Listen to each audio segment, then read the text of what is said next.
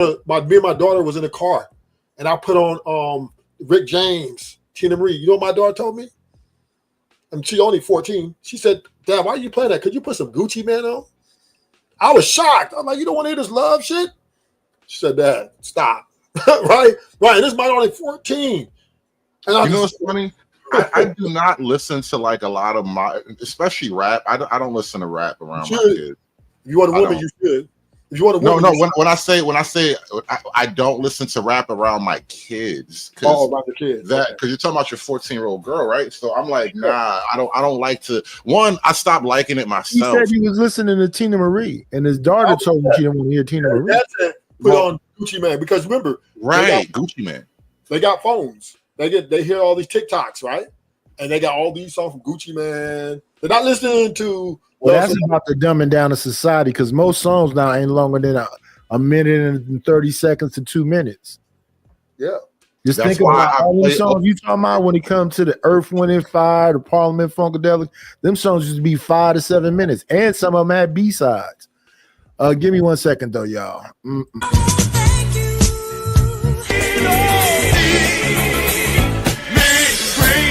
Got me a couple of dollars. Guess what I'm gonna do? Shout out to Red Pill Ranger coming in as Unc B screaming $4.99. Women are ones complaining about no men being at the mixers and meetups. They complaining about not being approached. It's no male loneliness epidemic. Oh, can we find that? Can we find that? I agree with that to a degree. Women are complaining about that because women want more. They want. They're hunters, so they're hunting. So they don't have as much people to hunt anymore. Yeah, I agree. That's what they're complaining about. They want men to hunt them there. But the male loneliness epidemic isn't because men can't get women. It's men are trying to fight change. They're trying to keep, I want a woman to love me for me and my personality, because no man wants to be used, right? We just want to be appreciated.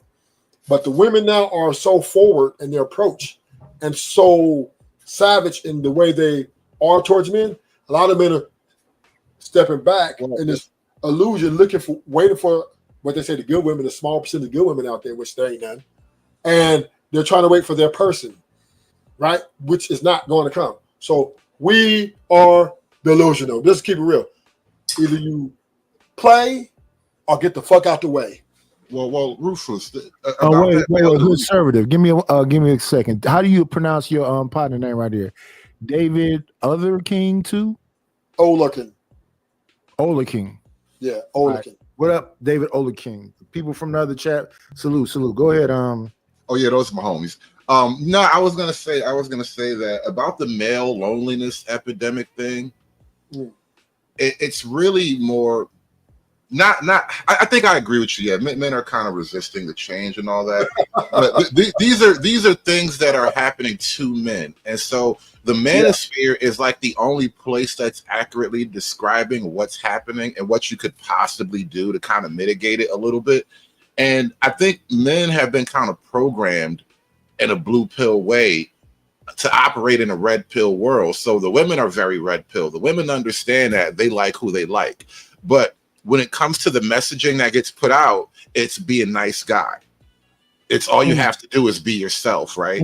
And so you get a lot of men who they're just raised up in this kind of world of lies. And so now as you hit your adulthood and you get into the new world of adulthood, you see how it's actually working, and it doesn't work the way it looks on television. It doesn't work the way it sounds in all the music that you've been listening to. Well, like in the real world, they're very different.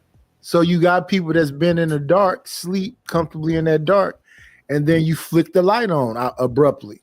Right, Plato's Cave. So now they're trying to adjust to the light in their eyes. That's what be happening. I'm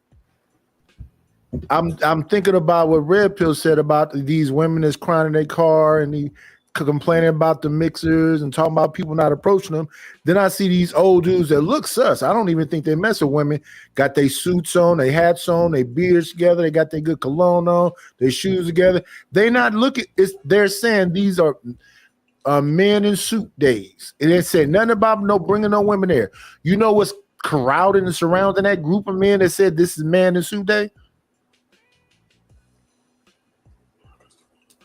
So Nothing but women. This is when I first got here, I heard multiple people saying this is a space for men. This is a space for men. This is like our barbershop, our locker room. This is a place where men can, figure things out, understand a little bit more why we are making these choices and making these statements. And then who be in these chats and the one that's talking the wildest, like JP chat, stay full of women. With everything that's going on, stay full of women. Yeah. What does that tell you about the women, though? That there was a moment. Rest in peace, Alan Roger Curry. Right. This is an interesting revelation for me. So I kind of started listening to this red pill stuff at the same time I'm listening to like the Game Bros and all that coach stuff. Coaching niggas on how to approach women, and so I'm absorbing both sides of the content. What was it? PUA people, right? Right, the PUA world. And you notice the PUA world is kind of dead right now. Like, Lucario and them guys, they're not as big as they were at the moment. Steve Dean is trying to hold on. Lucario trying to hold on. They try to recruit some young folks. But it's over. Right. And so the thing I realized is that no more peacocking. Well, look. Once you realize all these little strategies are the strategies that work, right? What does that say about women? And if you're going to bend yourself into a pretzel to get with these people, what does that say about you now? Like you're actually mentally simping because you're sacrificing all your productivity and positivity to bend yourself to be appealing to a creature who is very unappealing. Like physically, yeah, we all want to have sex with attractive women. Underneath that, it's very unappealing. So now you have to become something different to appeal to the unappealing. So the thing is, right? Wait, Rufus. That sounds like a little shot at Cuda. I apologize, Cuda. So I got no shot at nobody personally, bro. Because I said this to ARC myself one time. The one time I got a chance to talk to him, and sorry, let me just say this, Rufus, because this is the point I was building up to. The one chance I had to speak to ARC, this is literally what I explained to him. I realized you were right about game and all that. Give me 1 second. Give me 1 second. Give me 1 second. Don't forget your thought, conservative. Give me 1 second. We got to bring somebody up. The women finna jump on me. They're gonna say, "We saw the red pill screen." Come on in. Play, it's always a treat when players leave. Judge. Lord ADS has entered the fray as deputy dog. What it do, Lord ADS? Thank you, sir, for the humble introduction. Hello, everyone. My name is Lord ADS. It's nice to meet you. I've already talked to Rufus before in the past. Nice is always an awesome host. And I think for the first time, this is our first or second time on the panel together, right, Hood Conservative? So I feel like let Hood Conservative finish his point. Let me get these two super chats out the way, and then Hood Conservative, then Ruthless, then Lord ADS. Give me 1 second. Let me get these out the way.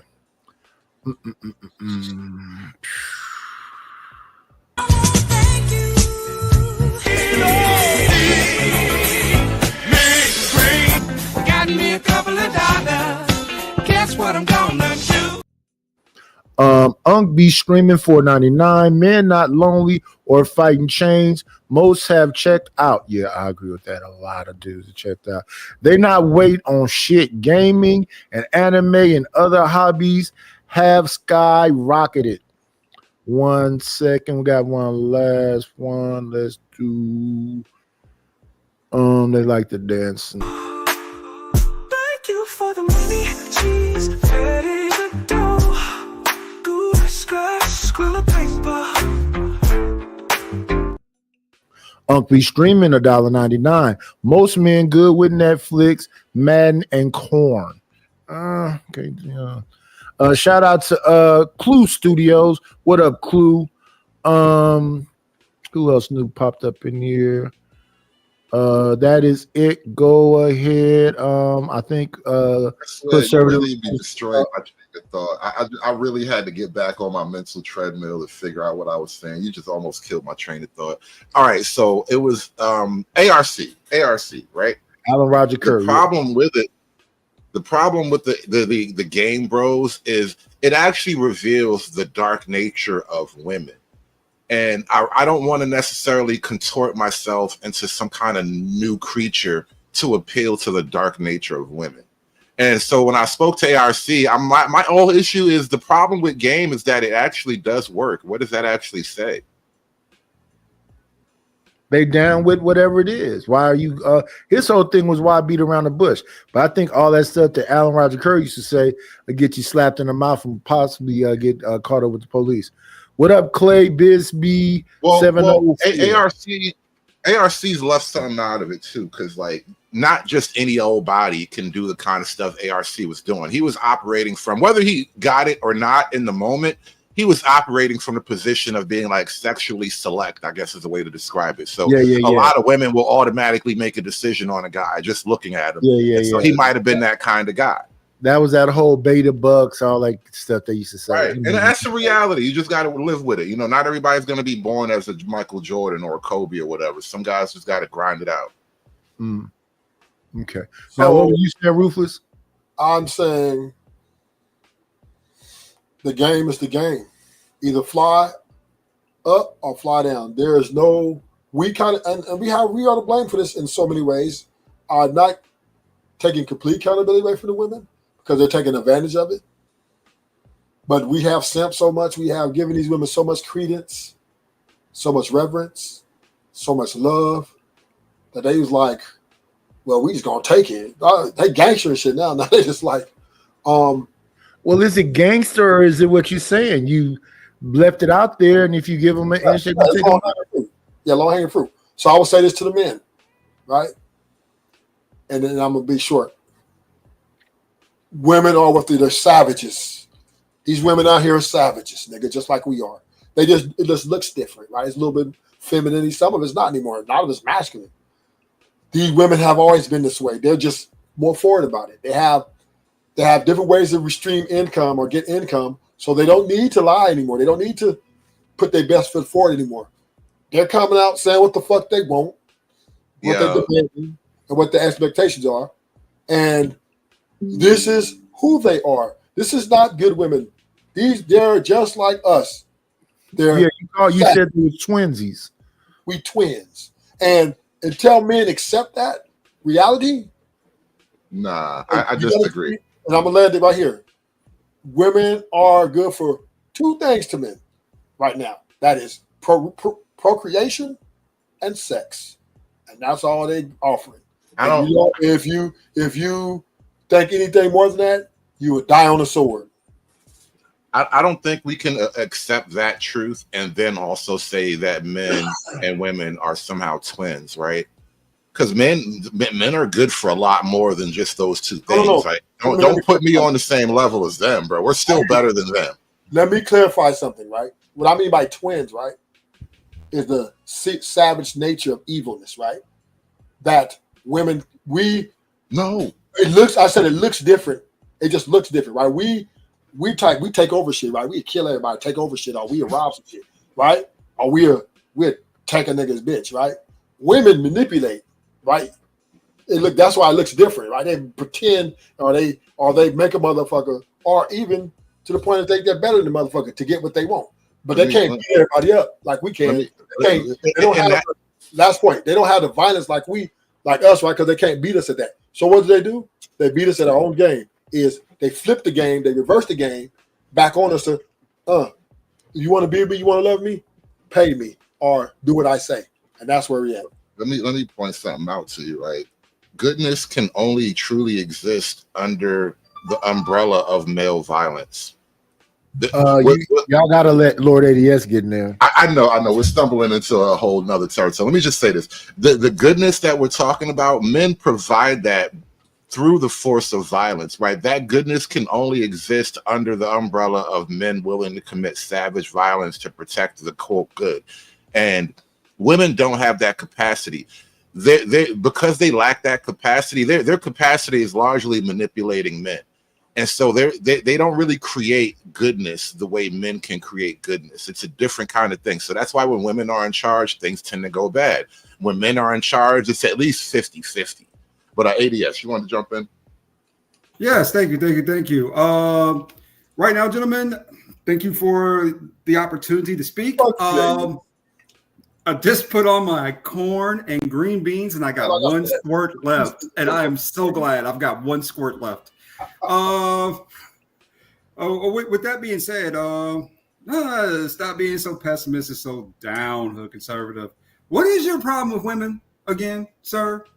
What have I said that sounds like I'm depressed? I actually just woke up from a great nap. I'm upbeat. I'm feeling good. Like he's scared of me, hood conservative. That's why he don't want to say put his name with it. I don't want to make this like a personal thing, bro. We were having a talk. We were just talking. Best conversation over on Drip Channel. And you know what? What I learned from that conversation, just listening to her and women in the chat, they want the exact same things we do. If women wanted these things, they would behave differently. And that's why I don't believe them when they get into these conversations about how pure their desires are. A woman who has 2 baby daddies can't talk to me about her pure desire for marriage now. It's over. We just saw 2 women. What if she's only got 1 kid? You don't understand, right? You're better off. After receiving over because 80% of the black women we're talking about only have 1 kid. What? What does nigga talk about? Yeah, over 60, 70, I think it was 80 something, some high number of black women that have children only have 1. Well, think about this, right? So the guy who gets with them either has to hold it down with her and her 1 kid, or make her a 2-time baby mama. You aren't necessarily helping the game with that stat. You find one you like, she's a little damaged, and you put a ring on it, and you fix it up, and you make it yours. Don't do it. You know. This morning I'm on Freezy's channel, and who was there? Conscious Moron was up there, and he was making this point. Somehow body count got brought into the conversation, and again, there are other people making bad arguments, but I just had to really solidify it into a simple concept, right? The body count thing matters because it is a sign that she will lay down, but she won't lock in. And if you're talking about an actual relationship, the value of these women are in the relationships and not the sex, then you actually want a woman who, 1, is willing and capable of locking in with a man, and a lot of modern women just haven't proven that quality. And then 2, you want a woman who's like worthy of locking in with. And a lot of modern women haven't proven that quality either. I believe Lord ADS, and he's here to say it himself. I think he just want to bang on them. I think the same thing with Ruthless. And that's fine. But again, I was specifically talking about a long-term relationship that may or may not lead to a marriage. If you just want to bang on them, then great. That's what I'm describing too. One second. Let me do this, and then I'm going to ask Trevor this question.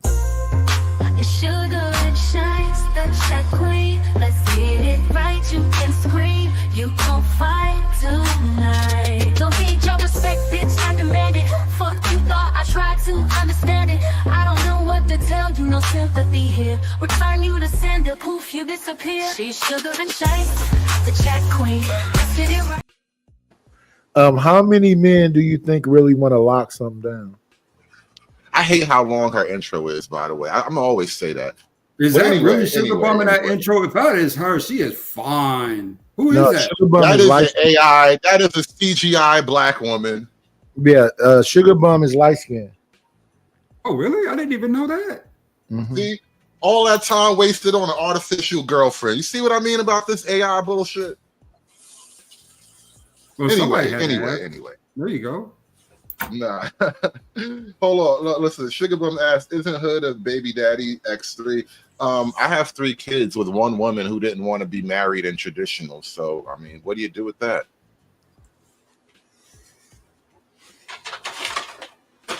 Most black women don't have 3 kids. They don't have 2 kids. They only have 1. The ones that have kids for the most part, only have 1. Why can't we find one? You know what's so funny? I was telling Conscious, like, bro, stop trying to G-check me on women. I have more children than the average nigga, bro. I understand. Well, Hook Assertive, how can you dip on the same women you bear children with? Because I understand. What do you mean? Because we lay together, it absolves you of your own You personality? created What does that mean? life with these people, right? With these women. Okay. Well, that person, because I have one baby mama. Like, I don't know where you got these people from. Oh, I have one? one woman. Okay, Three kids, one woman. What do you mean these people? Come on now, let's have the conversation like you have on that other channel you just was bragging about. What up, Intuitively Wise? What up? Who was it I just saw? I think it was Jay Cavassier. Pastor Cavassier. Does anybody know Truism Stormcrow? No. Yeah. He's good. This must be conservative people. Conservative people. Come on in. Play, it's always a treat when players leave. Judge. What up, good sir? What's going on? I think I've been on a panel with you before on not on this one. Who is this? You know who it is. Calm down, brother. Look, I was gonna say let's keep it at a 5, True, because I already feel it raising. I feel the temperature going up. All right. My bad. All right, no. You got your mic on extra large. 1 second. We just don't want it. We want it to be playbackable. Playbackable. Right. All right. Listen, that green $sign on the playback is so great. I'd be proud of myself when I get that. You know what? I'll be so proud of ADS when he gets married. Now, can you invite me to your wedding, ADS? Lord ADS doesn't want to get married. Not. Ruthless? He has a nice shed he lives in with a recliner, a hot plate, and a big screen TV, and he only spends big money on the chicks he like. Okay. So no, the way he's sounding, he's gonna get married one day. I do want to get married again one day. I really do. Again? No, wait a minute. Again? Right now. Wait a minute. You want to get married again? Yeah, Why I've been married for 10 years. I like my marriage. I enjoyed it. I just cheated. So why you ain't got it? Because I cheated on it several times, and the last one was like the last straw, and I got my ass kicked out of the house doing that shit. So there you go. I love how you take accountability. You're just a sweet guy, right? The women love you to leave your ass. It's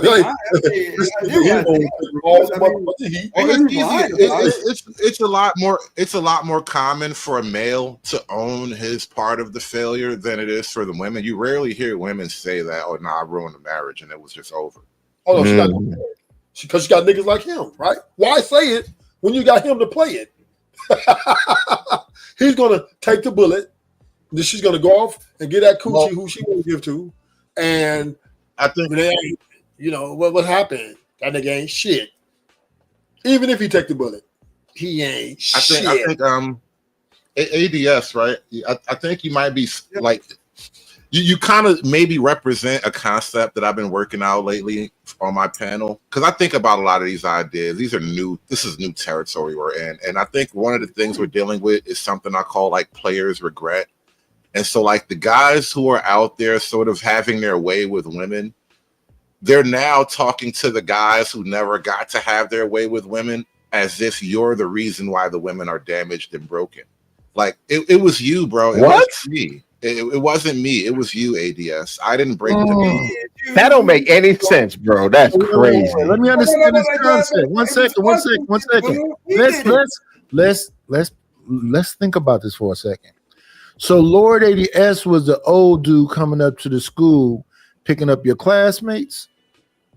Well, not necessarily the classmates. I'm not making it an age gap thing, but what I'm saying is not every man, the average man doesn't have sexual access to multiple women. And so the guy does either. But he just said he did. I do. So what I'm saying Why is we don't ever see none of that play out on these panels though? It does play out, but niggas not being honest. Hey, give me 1 second. We got another guest that's gonna come in here and be loud as I don't know what. Come on in. Play, it's always a treat when players leave. Judge. Vic, I'm gonna need you to change that avatar when you get on panels full of men. Oh, come on. Nobody want to look at your Tinder profile picture, nigga. That's your Tinder PSP, bro. Nobody want to see that shit. Oof, that's crazy. They hate me. Look, nice. Ain't nobody trying to match with you, nigga. They hate me because I'm beautiful. And look, Oof, I'm nah, always bro. bored, Let me finish this and thought. I'm just a regular old chap, right? Let me and then look, I'm just a thought. regular old chap, right? And I don't look as old as some of these young YNs that get on the internet. That's not my fault. Drink Wait a more minute. water. You sound like an old player Himalaya, nigga. Vic. Why do you think Yes, sir. that conservative or this? Let's move this out the way so we can see everybody's names. Or the Crow or Lord ADS is YNs.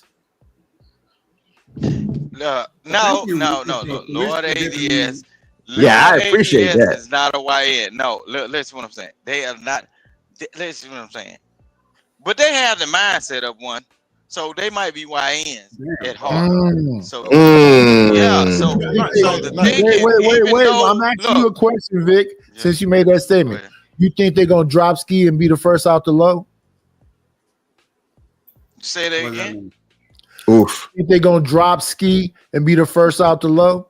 I sound like West Coast. Oh yeah. They when they come down, that's that poof shiesty shit. That's what they call it over here. Yeah. Just look, bro. Look. What up, they be sliding. Look, knightish. These niggas be sliding on. They be sliding on dudes every day, like knightish, like the women, right? Whoa! You see how they be First you come up here with that picture, then you make that statement. That's crazy. Literally with the bedroom eyes talking about somebody sliding on you. That's bad business. Bad business. I'm finna show you something. Knightish. You like don't show ladies, no, right? Keep your avatar up. This is what I'm saying, bro. Look, you like the ladies, but they be sliding on you all the time when you intrigue the mindsets of the ladies, right? When they say, Knightish, let me ask you a question about this. Don't you see how you get a simp every time come up on here and try to push Paw off the edge and say, I'm the man for you, bro? Look, Knightish is a smart guy, bro. Yeah. Knightish is a smart guy. And a lot of these women, look, unless they are tricking y'all because they want y'all to be intellectual and emotionally intelligent. Man, nobody cares. No. You gotta stop listening to these hoes, dog. Gotta stop listening to these hoes. Look at now. We pass with these hoes. Think about what a rooster represents, bro. Think about he's the king rooster. He putting on display like a motherfucker, waiting for these hoes to come on up here. Look, man, you gotta turn mute when these bras be spotting out that nonsense. They ain't sapiosexual. They are not intellectually set. They ain't looking for normal. They ain't looking for none of this. They want you to have a rap sheet a mile long, look like 50 Cent. Got to have a couple of bullet wounds in you and at least 5 baby mamas. They don't look the stone. What do you mean worry about that? They don't want. Yes, they do. They do. I'm King Rooster now. Yeah. Don't say you better stop playing, man. When you start to get turning the KFC up in here with that freaking bedroom eyes picture you got up on there. Change that up. Look. Change that up, player, please. Change it, player. Change it. Hold on, man. You hold on, man. I need you to change that up, man. Mine. You ain't never. Hold on, mine. No, mine. Mine. You need to change that up, mine. Play. I need you to change that up, player. Player. I need you to change that up.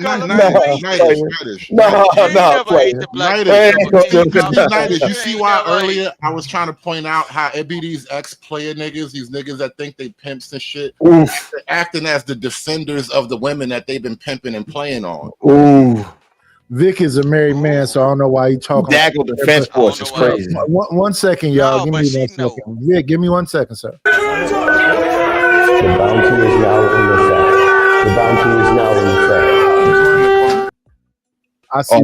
I'm about to get bounded. All right, no problem. No problem. Like, y'all can do it. Yeah, go around on the head. No. Right. It's probably gonna be Vic with all these questionable statements. Yeah, that's usually for big truism, not not for anybody else. I've heard you say very little so far because Vic is doing his normal Vicisms. Now y'all just get mad because my picture is beautiful and I'm a beautiful specimen of a You just You black are human being. one. You just don't know You what are one very mile from away from looking like a bad bitch. Can you stop that, please? Yeah, we just don't know what it has to do with the point we're talking about right now, which is Yes. Go ahead. misandry versus misogyny. What do you see more of? What do you witness more? Do you witness more misogyny or misandry? That's what we're talking about right now. Oh Lord Jesus. There is a balance. Man, look, on the internet you see more bad more bad bitches. We're not talking about on the internet. On the internet, we have outside. It's all about gender banging and DNP conversations. I'm talking about in your experiences. It's definitely been misandry outside of YouTube by far. I'm gonna say this: like in my real life, I don't have to deal with none of that shit. In real life. Like in my real life, I don't deal with that. See, I don't deal with big back. See, because when you deal with big back Keisha, then you got to deal with that kind of thing. Let me point something out to you. No group of men has ever protested against a woman's issue ever. Women do that to men all the time. So when you say outside, I mean, I'm outside every day too. They don't protest every day, but it does come up. I don't give a damn whether they protesting or not. All at the same time, the wide of their mouths. What we're talking about is that they have black girl magic, right? Oof. Okay. They have where's the black boy magic? If the young men are reading all, because they're always saying it's at a 4th grade level, and the young men are deleting themselves, and the young men don't have a whole lot of support. They feel alone, and all these things that they say. Because they say they love black men, and the black men come from being black young men. So where's all the emphasis on the black young men? Stop listening to the lies. They saying it, but they ain't showing it. That means they lying and playing in your face. Obviously, it's the lies. Majority of y'all, I'm finna show y'all something. I'm finna give you some real game. Oh no, here we go. Okay, they got all right. Yeah. Rick Rod. And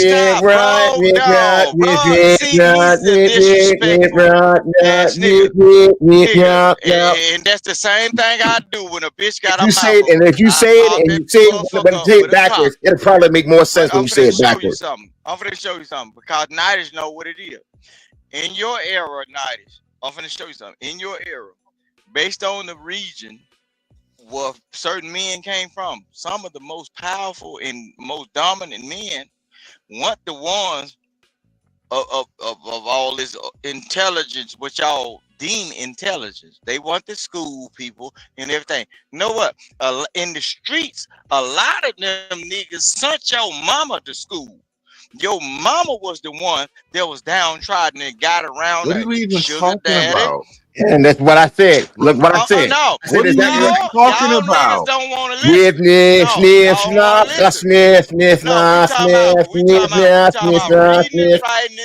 Say that shit backwards and that'll make sense. And get what? Say it backwards and that'll make sense. That went to school right now. Yeah, that's come on, man. And here we go. We knew it was gonna come with that. Come on. If you don't get out of here with your stupid profile calling niggas gay, bro. Y'all is gay because modeling picture up. Exactly. A male modeling profile picture up. Look into my bedroom eyes and say that, Nibble. Look into my bedroom eyes and see what the truth I'm telling y'all, Nibble. Dominant men,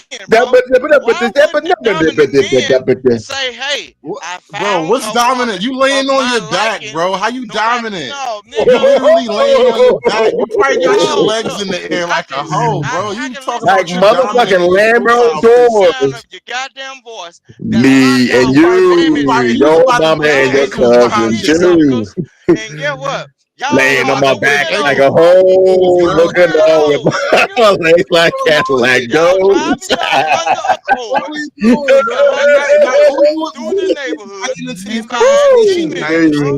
Y'all stupid as hell, cause when I said I was outside, y'all act like y'all ain't been outside to catch. You was outside getting buck broken. That's what the hell y'all ass is doing. That's the main reason why you doing this fucking thing. Yes, nigga, yes. Yes, you nigga, can't even and tell me it who your applies to goddamn your you ass can't right tell me now. who Yes, your I family can, nigga. brother is. Never, never, You never, talking about never, buck broken, but you can't even tell me where your mammy daddy reside right now, bro. You crazy as hell. Buck broken came from the Virginia slave trade, and it's exactly what the and fuck that's you how saying them out your white mouth. folks It's trained just your nothing stupid but this ass. goose shit coming out Okay? your mouth. You literally sound like a goose's ass right now with nothing but shit 24/7 spitting out your motherfucking mouth, nigga. And you ain't said not shit there as a matter of shit. We were having a real conversation before all this happened. Like, what the hell, man? And then your monkey ass came on up here saying this shit with your fucking Victoria's Secret fucking model looking ass trying to talk shit. That's right. Lay on your back and be mute like the hole you is, nigga. Thank you. You gotta stop letting niggas in the panel from Tinder, bro. Damn. Sorry about that, but that kind of nonsense. You got to look, man. Don't nobody give a fuck about what these hoes is complaining about from the 90s, the 80s, the 70s. Nobody because these hoes been hoes for as long as their mom had motherfucking toes. Who don't give a motherfucker about none of that shit? Fuck them. All right. They got a problem. They've been saying that black men ain't shit. They've been saying that black men don't do this, black men don't do that, don't do the other. Then fine. Give them exactly what they say they want. Take your ass and Tokyo drift your ass all the way around them. Problem solves itself. I keep saying it. If Daggle is part of the problem, remove Daggle from the equation, and the problem solves itself. Really, it really is. Let's bring it back, True, because we were talking about the loneliness thing and how it's actually women about the lack of men, and this is across the board. This is black women making these videos, it's white women, it's all the American women are making these kind of videos. And what I don't really see is, especially like being in the manosphere, I don't see men lamenting the loss of women. I don't really see men complaining that, oh my God, I'm 50 and I'm just tired of dating. Oh my God, these women only want me for my body. Oh my God, I'm tired of getting pumped and dumped. Like, you don't really hear men complaining. At the most, you hear men just not really liking the state of modern women. But I don't hear the complaint about straight up loneliness the way that you hear it from women. Like, women literally miss men. The reason why a lot of these dudes you don't hear them saying this because ultimately, when it gets down to it, most dudes are just tired. They tired of hearing this bitching, moaning, complaining, whining from basically ungrateful bitches. And what they're really doing now with all this complaint, we miss the men, we this, that, and the other. All they're doing is lying. They're gaslighting. They're trying to get these dudes to think that they actually give a fuck now, and they still don't. True. Remember, we trying to do the replay stuff. We're trying to keep it clean on the replay. Oh. Okay. So, okay. These particular beasts, maybe I can say it as this way. These beasts could care less. Even that might be too much. No, go on. The algorithm is brutal, bro. I'm telling you. All right, fine. These ladies. No. We got to stop doing this. The main reason why we got to stop doing it, and this is the main reason why the black manosphere ultimately failed. It's because they lacked linguistic clarity, because they kept saying black women, when the problem wasn't black women, it was the undesirables of black femininity that was saying that. Now, you know what kind of term I'm going to use, but I can't use it because we're not home. So therefore, it was the undesirables, unfortunately, who are more prevalent than actual worthwhile women in the space, and that's the problem. And no one ever says that. No one ever sticks to that. They always keep saying women, and that's why they keep calling y'all misogynist. You're not being misogynist. You are being very specific. And if you are saying that the undesirables of black female culture are the same as your mama, as your grandmama, as all your female friends, then you yourself, sir, if you say you care about them so much, you are misogynist. Well, if and I'll write that right there. If those are the kind of women in your family, and I imagine that's probably true for a lot of black men, then it would be difficult for you to tell the difference, right? How do you know misandry when that's literally the woman who raised you? Well, there you go. Unless you start going outside of places outside of the Daggleverse, And and this is why then yeah, pros are hated, right? This is why the SYSBM guys are hated, because these are guys that are telling you to imagine yourself outside of whatever it is that Black female culture has to offer. And then once you realize that there's something else to offer, it's kind of hard to go back because the comparison is too stark. It's the huge contrast. But see, when you say that, right?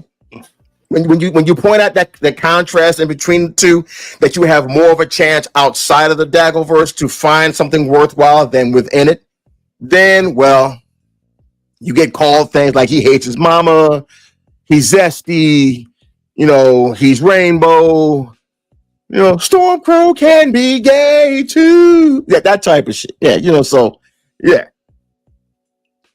So that's what happens. But yes, look, SYSBN, we up, baby. Look, hey, I can't speak for anybody else's life, but I'll tell you, my life has been.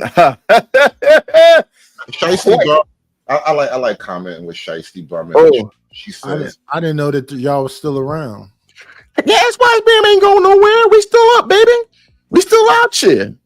We just ain't out there now. Unfortunately, like I myself, no, I'm not really keeping the knee on Keisha's, on Big Back Keisha's neck. However, I'm still up out here, baby. I still fly the flag. Yeah. Shiesty Bum says she's not seeing any good men here. And I have to ask, what's the value of being a good man right now? I heard ask that question in the reverse. Obedience. That's what it is. Bend the knee. How often and how willing are you to bend the knee before Big Back Keisha? Right. That's not value to me. I don't. But like, that's kind of the problem, right? I would like to be a good man, That's like, what was that one song? I think it was Us. She said, I love love. I'm just bad at it. You know what I mean? Like, I would like to be all those things, but I don't think it's going to be helpful. I don't think it's going to get me anything. It sounds nice in theory, though. I mean, I'm a good man to my wife. There you go. That's about as far as it could go. There you go. And I don't owe anyone else aside from my wife and my daughter. Those are the two women. The woman whom I married, paid a good amount of money for, by the way, and the one who I helped bring in here. Those are the only two women that I owe anything to. Women say that in reverse also. At what point do women pay for men? My bad. I'm sorry. All you need to listen to is their man. I'm sorry. When they're taking care of Pookie, when they're allowing them to sit on the couch and play video games all day and they pay the bills, as long as he bangs it back out, then okay, I got you. Right. You hear the weird hypocrisy that happens on panels. It'd be single, standoffish Black women who say shit like, well, I'm only gonna listen to my man. Like, you ain't got one, and this is why you ain't got one, because you're not willing to listen to no man. Oof. So I'm not complaining about women. I'm not complaining at all. All I'm doing is pointing out that there are undesirables that are massively prevalent within the Black precincts. Well, I mean, still be married to a whole white woman smiling. To even say like undesirables or whatever, it kind of belabors the point, because I realize there's just something happening organically where it doesn't even need to be talked about as harshly anymore, because it's just going to happen no matter what. So like Knightish earlier, you kind of laid out the argument where why bother disturbing my own peace, right? Like a lot of guys, this is a new phrase I'm hearing popping up lately, men are choosing peace. And obviously this is something that's a little bit more limited to like the 35 and up crowd. Like when you're still in your 20s, your hormones won't allow you to choose peace, right? But a lot, especially on these panels, or people of a certain age, a lot of guys are just checking out. And then with the younger guys, they're just not two people talking. I can't understand what nobody's saying. It's somebody hood talking right now. Yeah, you're way behind, I guess. Oh, that's me. Yeah. But no. I'm just saying a lot of guys are choosing peace right now. And I think there's no real argument to destroy choosing peace. Like, what do you have to counter choosing peace, you know? I agree with you on that, conservative. I definitely would not move a woman in with me. That's not going to happen. We can go on many dates. We can fuck till the end of time, but you ain't moving in this house. That's where I'm at. Like, no matter how much I like you, I can't cross that bridge no more. It's over. It's over. Now you can pay your own rent. You can go, yeah, but you want to be, no, I'll still pay for the dinners. I'll do that, but we're not going to reside in the same dwelling place because you're not making my house a war zone. I found a new kind of favorite channel because I did some content a little bit on her the other day talking about modern women, and it's this girl on YouTube, and she's probably like in her early 30s or whatever. I think she used to be, out there in them streets, but now she got some kids and she's trying to be a good woman now. And she say she got a man, but things are struggling for her. Her man ain't trying to really give her no money, and obviously they don't live together. And she like, I should go back to the life, but I don't want to do it. I'm trying to be a good woman. And so like I've been watching her battle with the dark side for the last couple of days now. Like that's where I'm at. That's where the red pill is right now. That's a good segue. That's a good segue into this other little segment about Indianapolis. Have y'all heard about that situation? What about it? What's on that shooting? Yeah. So what? What happened? It's a shooting? Here we go. Oh, with the police, yeah, your kids ain't shit. Deputy Chief of Operations for IMPD. As always, yeah, that's the cop. Information I'm about to share with you is preliminary and subject to change. Before I get to the incident, let me say that my thoughts are with everyone that was impacted by this incidents of violence out here tonight, including the victims, their families, and the first responders that were managing this chaotic scene and rendering aid. Here's what we know so far. At approximately 1:27 a.m., officers were investigating a disturbance at Washington and Meridian Street. They were notified of another disturbance down the street at Illinois and Washington Street. As officers were approaching that second disturbance, they heard shots fired, and as they arrived on the scene, they encountered several people suffering from apparent gunshot wounds. Officers and IEMS medics who were embedded with our officers immediately began rendering aid to the victims that they were encountering. They also called for several additional ambulances. In total, we had 5 victims transported away from the scene to area hospitals for treatment. A 6th victim was pronounced dead on the scene.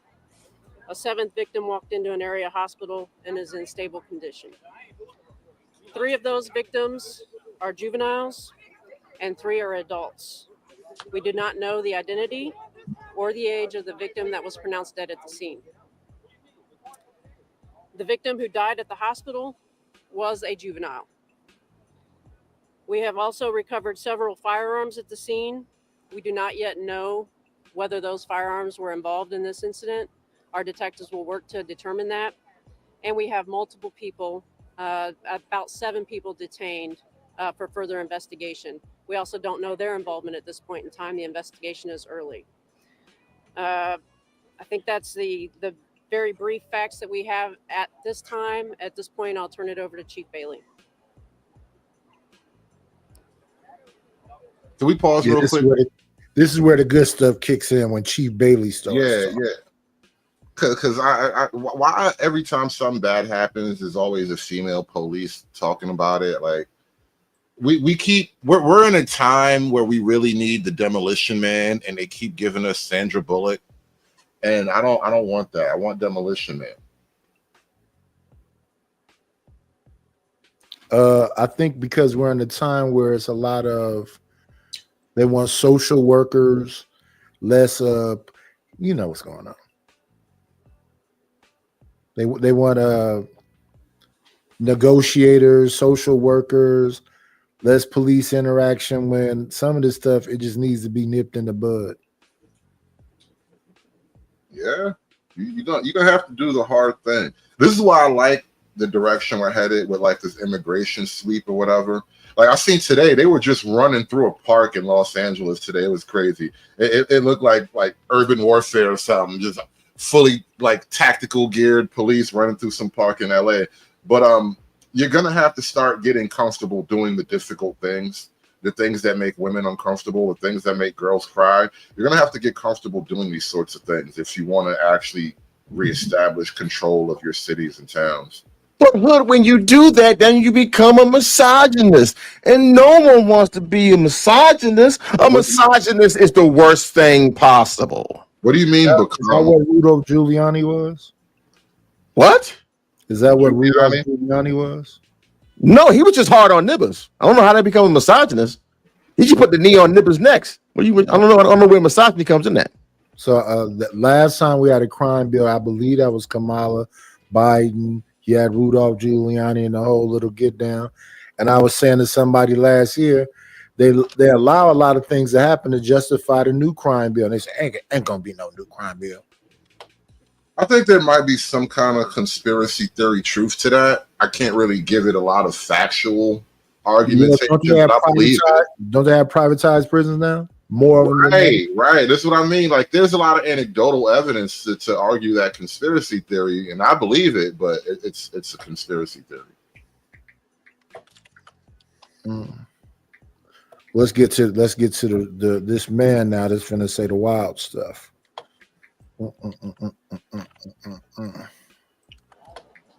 Chris Bailey, Chief of Police for the Indianapolis Metropolitan Police Department.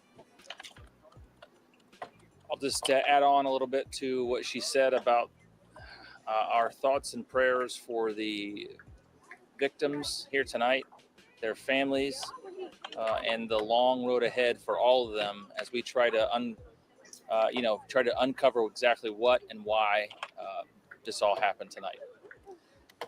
This kind of violence, whether downtown or any of our neighborhoods, is completely unacceptable and unnecessary. Thousands of people came downtown tonight, enjoyed the fireworks, and went home. Thousands more chose to come down here and all night cause trouble. I was down here until about 12:30 tonight. I worked with my officers, took the runs with them, dealt with the disturbances, dealt with the utter disrespect for our city. What town is this again? Indianapolis. And for law enforcement. Yeah. Downtown Indianapolis. So this is the Midwest. Let me ask you guys a question. Because, they talk about stuff like systemic racism. And by they, I'm just saying, a lot of people. They talk about systemic racism. A lot of black people. You go there. Do you think we are on autopilot now? Well, that's kind of the point I wanted to bring up. I don't even think we have systemic racism on autopilot. Because if it was really racism, how come that white... No, I'm saying the mindset of all these old philosophies are now like on autopilot in our mind because the people of today are living vicariously through the people of the past. The people of the past had the right to talk like I hear people talk today. And honestly, today, the people of the past didn't take it as far. Us today, it's a slap in the face to compare myself to somebody that was in slavery. It's a slap in the face for me to compare myself to them people that was on the William Pettis Bridge in '68. Right. I haven't experienced that. Right. And why should you care? They take the people of today take it further than the people who actually were in the thick of it. And it's crazy. But the question I wanted to ask about the racism point is, if it was really that much racism, especially like the so-called systemic racism, how come that white cop in Indianapolis isn't saying the simple fact that these are young black kids? Because everybody knows. Like, we can't talk on YouTube the way, everything is TOS. He can't say certain things because his hands is behind his back because of liberals. Well, look, racism, feminism is actually more powerful than so-called racism. I'm going to explain how that just happened in front of us, right? Because... 1 second, we got to bring another person up. Give me one. Oh, God. This is what's happening. Yeah, man. How is? Come on in. Play, it's always a treat when players leave. Judge. What up, dirty folks? Man, what's poppin', colors? How y'all doing? Hey, what's going on? Out the grave. The thing about racism and feminism, right? Dirty folk. What up, dirty folk? What's going on, man?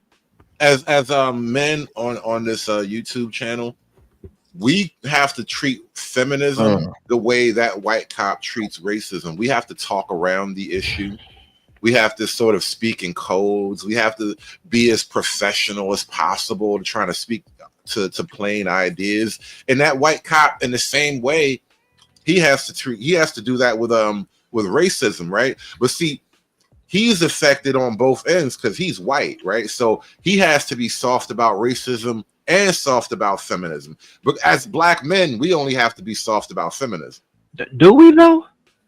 We can talk, as black men, we get to talk crazy about white people. I just don't go down that path. I mean, outside the internet, you can talk crazy about women. There's nothing more turn on than tell a girl that you ain't shit or tell them that you beat them. Like, do you hit girls, man? I mean, you can say and they're like, oh my god, listening though. Like, I said the girls. And here's the thing, bro. 90% of the things we call racism is really black women. Huh? Like, when you really think about it, bro, most black people live in quote unquote black communities. The only white people you see are the people you think are in authority, which are teachers, police officers, and firemen. White people don't even own your neighborhood stores. Those are Arabs. The only white people you see on a daily basis are cops and teachers. So anything, put them all. Anything that you do, it's all hyperbole because nobody can blame the chick. So you blame white supremacy, you blame systemic racism. Right. But I have been hired by racist white men. I have been hired by Mexicans. They hire you last, they take care of their people first, as they should. I've been hired by gays. I've never been hired by Keisha in human resources. Hey, Dirty, you know what? Let me tell you about that story. I'll tell you a story about that real quick.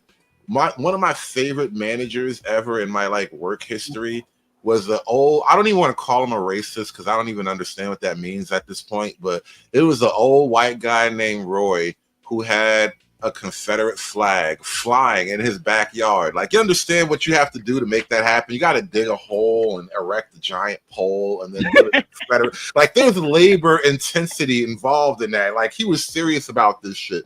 And he had the Confederate flag flying in his backyard, and he actually had this book. Because we were in the lunchroom one time. He pulls out some old book about the Civil War, and he's showing me a picture that's my great grandpa, some shit like that. Like, he got his blood on the plantation, basically.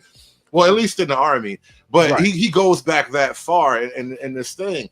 But at the same time, he was one of my favorite people to work with because we would just sit around and talk shit all day. We would just tell jokes. It was all kind of racist jokes. He told jokes about white people too. Like, we would just talk shit. And he was a real chill dude. But technically, by the current standard, he's a racist redneck white guy. And it was dope. He might be, bro. I told you I was hanging out with Saxon Knights in Indiana, bro, home of the Klan. And they treated me better than my female cousins do at family reunions. I mean, it is what it is. Because as a man, once you get off the crayon stuff, as a man, men have a code. Men can relate to men. How they say real recognize real.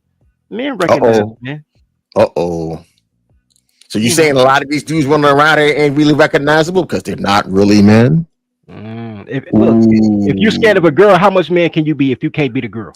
Let me tie it together. That's crazy. That's why I hate these niggas, because they don't want you to beat girls, but they want you to beat the world, and you can't even beat girls. It's crazy work. This woman, I see Anton do a video. I seen Anton do a video about this, and another video about this popped up somewhere else too. But women are saying liberal men aren't real men. And I'm not going to comment on that in particular, but I do know that black men are the most liberal. And as much as feminists as they are. And black men are the most liberal of all men. They were raised that way because they're feminists by nature. That's what makes them desirable to other women, because how much they are willing to submit. Yep. This is what kills me about the interracial thing too. Like, especially if you're dealing with women from the third world or some Eastern European place. Generally speaking, an American black man is way less dominant and authoritative than the other men that they're used to. And this is a common thing I've heard from these, like, you know, the women that or the rest of the world. Black men, black American men are just less patriarchal. We are, in fact, way more liberal. Like, as a group, it's a part of our reputation among them. They know this to be true. Okay, well, that's so because their nibbles are feminists. They've been feminists since 1619. we need to quit using color as an ethnicity, a nationality, and a culture and a person. Because I've heard that about young when I was young. Like girls, like I don't want to date Jamaicans. They too bad. They check their girls. I'm like, shit, what you get a load of me? But I've heard that say about quote unquote other black people from other nations who don't call themselves black until they get here because they know they're Nigerian or Jamaican or whatever they are. I heard about them. They don't want to date those guys. And I've seen Jamaicans dance too. It looked real violent. So I get it. It looks real violent. Bro, they be having fully clothed rough sex, bro. Like, how you have rough sex with all y'all clothes on? Jamaican parties be the craziest moves, bro. They be on trees, they be hanging from the rafters, they be everywhere, bro. Having the roughest, fully clothed, simulated sex dance moves. Yeah, I've seen it. Wild. Yeah, I've seen it in real life and But here's the thing. Crazy. Here's the thing, and it started with the boomers. Everything bad in life starts with the boomers. No matter what race you are, what color you are, we all hate boomers equally as Americans.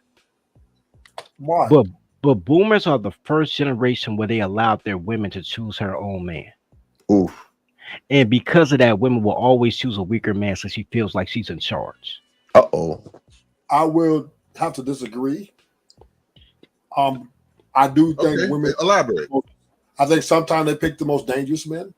Like I've been in the hood where I seen girls are more attracted to the guy who has bodies, right? Who everybody's scared of. She wants him. Now, wait. Let me help you out with that. Because I've been with those tattoo face eye drops, and I was dude. Look, my boy Bill Skills, rest in peace. He died from a heart attack. Liver or something. Anyway, Bill brings a thug to my crib. I mean, tattoo face up, he'll never get a job. Man, he got the gun in his lap. He talking to me. I'm chilling. He like, man, I like you, dirty folks. You cool. I kill for you. And I'm like, bro, you've known me 20 minutes. Like, but I'm listening to him and he's talking all this rough stuff. And man, I banged my gun. And man, I did this and I did that. And I'm really having an uncomfortable conversation because according to Angry Snowman, I'm a DEI gangbanger. So I'm like, yo, this is a little bit too much, fair time convo for me. But then he got FaceTime by a fat chick because, thug niggas love fat bitches. He got FaceTime by a fat. She was like, I know you ain't out there acting like you a thug. Nah, baby, I'll be home in a minute. All them killing niggas. Kowtow to the fat dirty. Thank you, bro. Listen, ruthless. I can attest, bro. These raggedy women are an integral part of these so-called gangster killer niggas' lives. They need these women like short-legged niggas need a crutch, bro. And they can't really operate in the larger world without access to these fat bitches and their government contacts. And nobody else buys Go-Gurts in bulk like that. Nobody else will let them kick off one Timberland and smoke a Black and Mild in the kids' playroom or take over the kids' PlayStation. I mean, what do you expect? Right. So you're looking at it on the one hand, like he's up over her because he's this killer and he's a thug, and he might every now and then spaz out and do something to her. That does happen, but generally speaking, she's seeking the dominant role. She's literally taming a tiger. You know how wet they get from the idea of taming a tiger. You know how? So what? Wait. Let me ask you a question. Emasculation. Who are you? Who are you more afraid of? Who are you more afraid of? Wait. Who are you more afraid of? The pit bull, or the dude that say sick? Hello, Dimples. What's going on with you? Who is the NBD? That's Trey. That's Trey the NBD. He with us. Yeah, he with us. You getting mobbed up by my church right now. We all in the church together. Come on in. Play, it's always a treat when players meet. Church. What's happening with you, Trey? I would say, What's going on, fellas?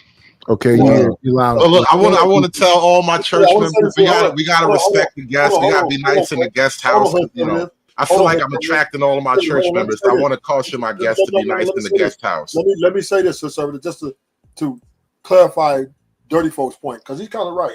How do we think about that, right? Most of these gangster niggas are delusional too. Yeah, they all toddlers. Oh, go ahead. No, I'm agreeing with you. We're not out of alignment. They are delusional. I just think that when you introduced it, you left something off the table. Right. They are the bigger simps, bro. Really. Because my point was that black women, especially, but liberal women in general, are looking for a man that she could be the man in a relationship. But he does all the traditional man stuff. He pay the bills and he die for her. That's why they want thugs, because they always trying to get me killed. Like, I'm gonna get my boyfriend. Like, shorty, when you had a boyfriend. But that's their thing. The fight promotion thing is why they want a thug. They need some, because a black woman's job is to make sure one man is dead and one man is dead that love her, right? It don't matter if daddy dead and boyfriend in jail. It don't matter if cousin dead and daddy dead. It don't matter. One man who loves her got to be dead. Another one got to be in jail for her to have a good day. I think that's a Patrice O'Neal joke. He said that ain't even a Patrice.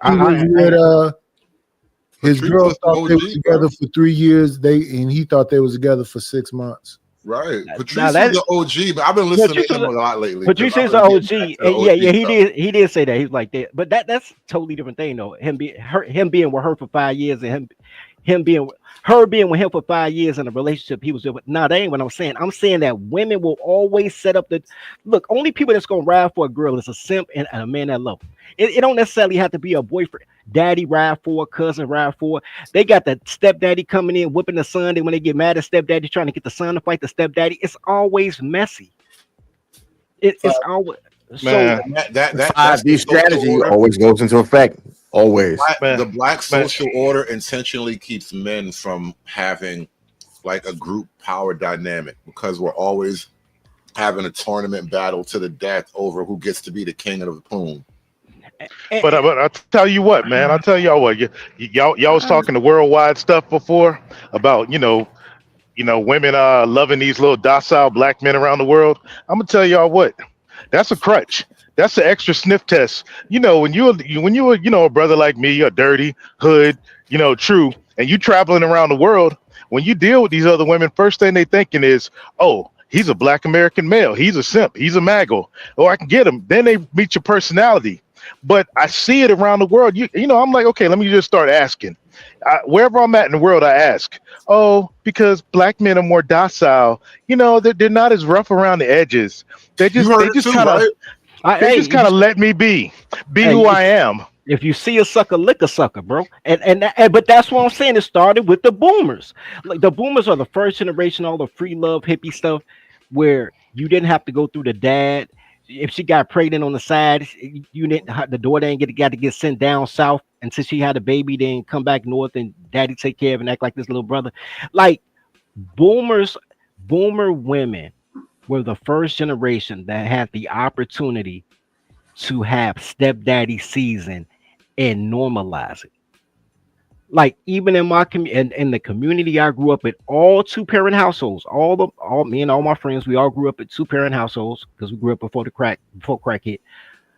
And I can only think of like 3 houses out of 120, like in our little lot, light to light, corner to corner.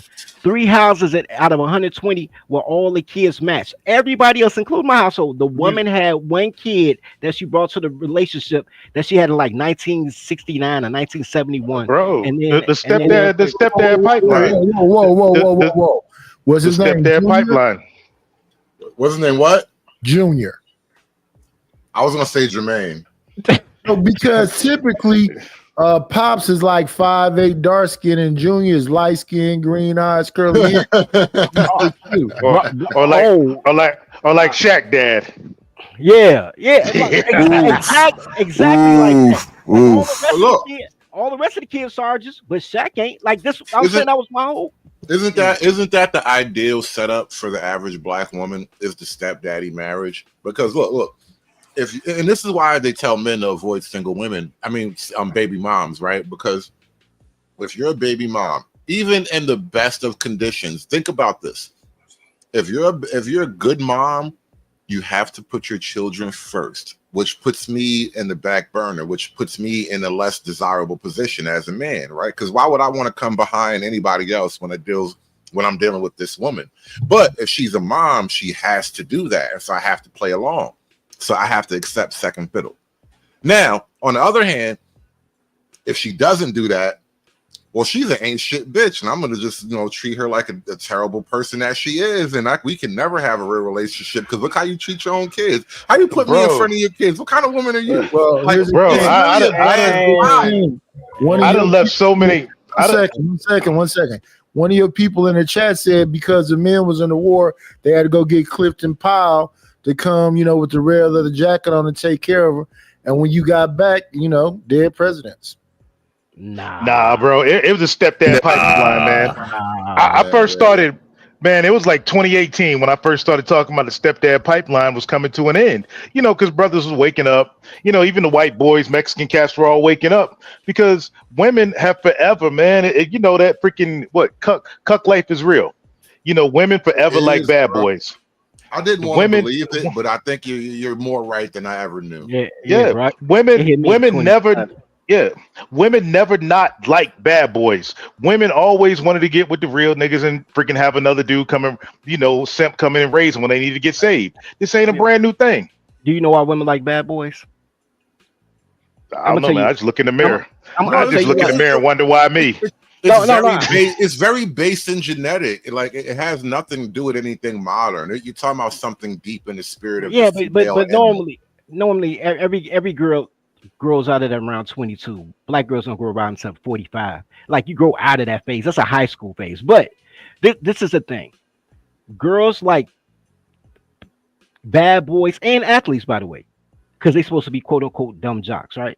They like bad boys and athletes for the same reason, because they think they can outsmart them. Like, okay, he's more aggressive, but I'm smarter. Then you have the girls who think they're sapiosexuals, like, oh my God, you're so smart. And then they try to outsmart you, which you can't. And then they think they can outslick you. They're like, oh, but they don't, if he's a nerd, he don't know what's going on outside. And the truth of the matter is, once they find out that the thug don't have a parole officer, or the high school quarterback can also read, he also is salutatorian, or the sapiosexual came from Compton, then all of a sudden, no matter who you are, you're a bad guy, because you can't be a complete man. The only intelligent thug they want is Tupac and Jesus. Well, look, bro, women are just as carnal as men, though. Women have the same carnal desires that men have, but they get to hide behind this air of, the female mother figure, the Mona Lisa kind of thing. And men, we play into that too, because we want women. We want to see women as pure and worship, something worthy of worship, because that's how we fall in love with women. We see them as something pure and worthy of our desire. But the reality is, though, they have the exact same carnal desire, and maybe even a little bit more perverse carnal desires too. Oh, yeah, but here's women have a crazy mind. Wait a minute. That's crazy, because Lord ADS and Rufus is up here. I don't know why they saying not. Why they not saying no? We love the hoes. They did say area hoe. They said divine, gentlemen. Women are divine, but they are not infallible. I think that's a mistake I always make. I think we think they're infallible. I don't even know why you say divine. What do you mean by divine? Let me tell you what, man. Divine implies God. Let me ask you something. Why did the serpent go to Eve instead of Adam? Since they're so divine. Same reason that Eve came from Adam's rib. There you go. Hey, Laser, you got to give me 100. She's less divine. Nah. Hold on. So I'm gonna tell you this. Hold up, fellas. I'm gonna tell you this. Women, man, they this is it, and this is one of the reasons why the community is the way it is. Women hate simps. They get turned the fuck on by dudes that do it for them, but they hate simps. And I gotta admit, most of the community, thanks to freaking 50s and 60s R&B and boomers, are simps, and they despise them. They are simps, but I'll go far and say women, especially black women, hate men. They like sex, they hate Men. Nah, bro. Bro. I'm telling you, you got to be when you that guy. They don't hate you. You know that, bro. You look in the mirror. Bro. But here's the thing, right? That's back to the 80-20 rule again. And the 80-20 rule right, has been scientifically established right, at this But point. yeah, my body count's my body count. Y'all heard my Tyler tales. But here's my thing, bro. When dealing with the B dub, and this is different than any other girl I've dealt with. I've dealt with I feel like Mexican, it's like white 4 girls. years ago. When I learned about the B dub is black women are really friendly. Like if you really you're aspiring to be something, black women will help you. And black women are kind of freaky. Black women will sleep with you, but she can't do both at the same time. She could either gonna help you or she gonna sleep with you, but she can't do both. Once she sleep with you, she's no longer gonna help you. So you got to make a decision. You can't have a complete woman if you go Keisha. You gotta choose which one you want. Bro, and I tell you, dudes don't believe me, but I tell you, hey, I'm gonna tell you like the brothers say, "Oh my mama," dad going. Okay, go ahead. Let me interject, right? So here's the thing, right? All you We're guys gonna get back to this Indianapolis shooting. I don't know how we keep going back to this. They rifting on tonight. I feel like it's 4 years ago. So I think we only missing it's like good radio. So we're doing good radio right now. So just to implement everybody's point, right? Because everybody's right in a certain way.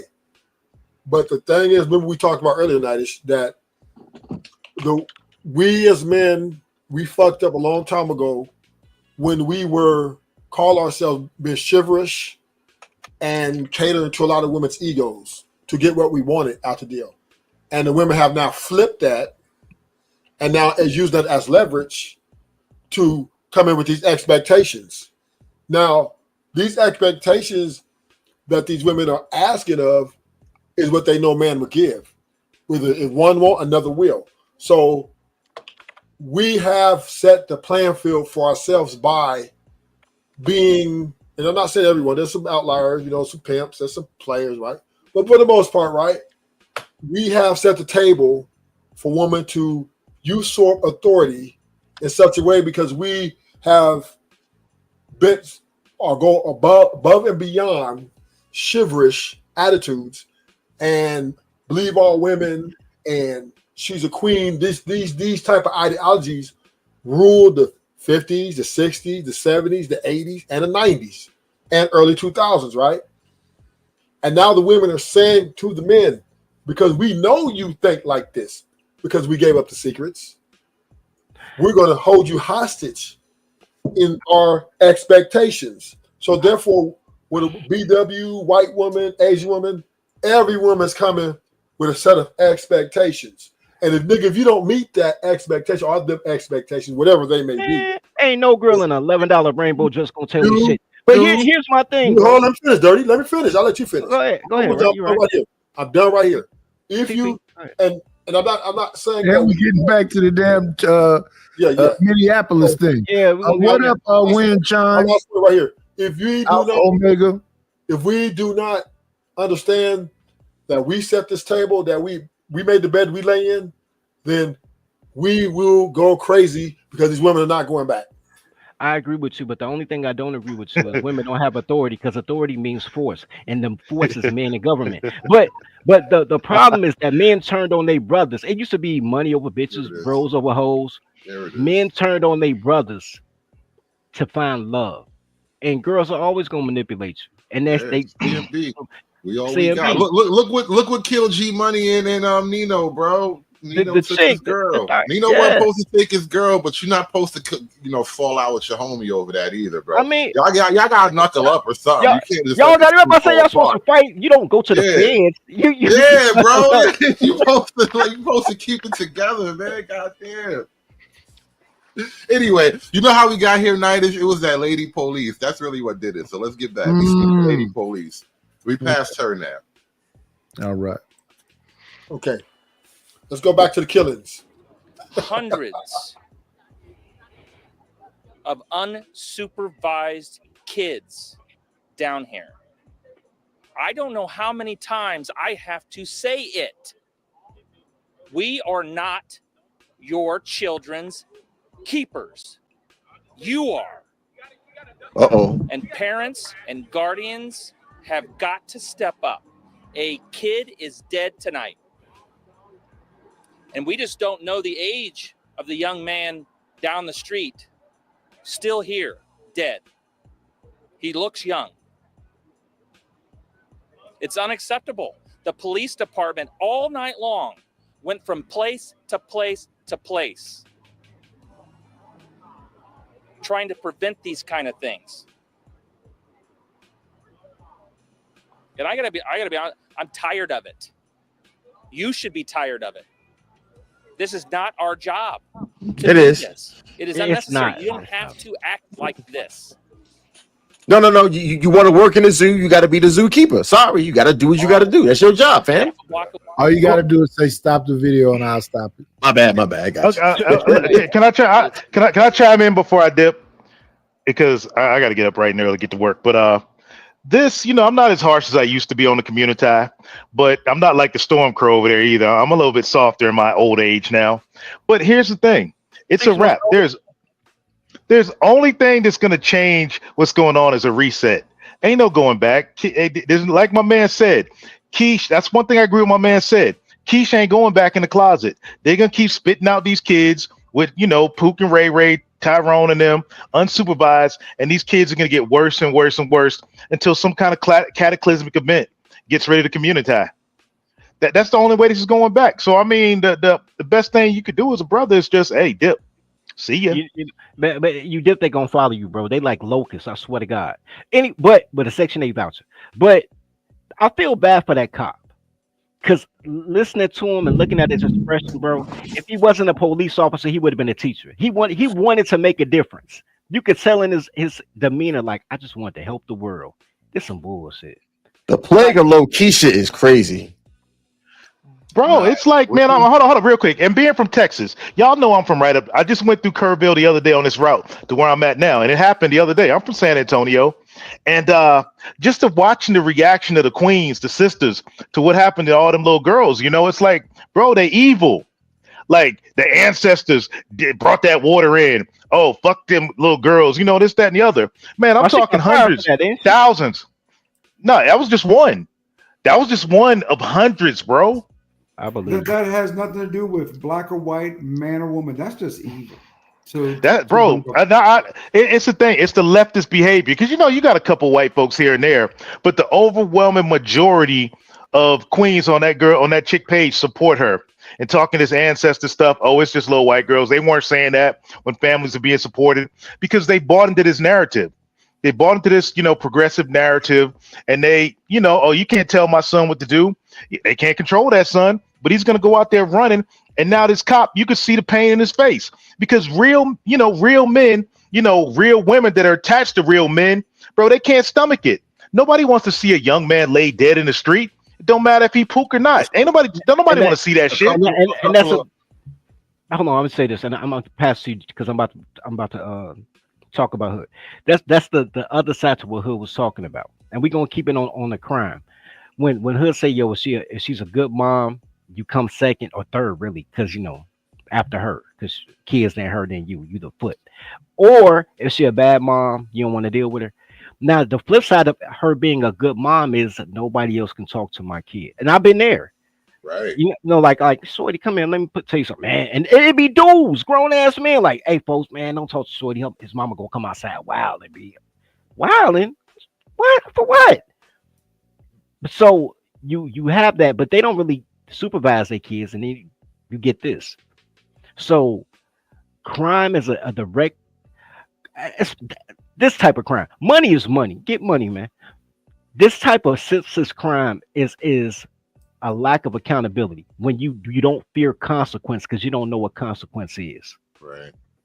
And not only do you not know what consequence is, but it's even more aggressive where they're literally like bucking authority.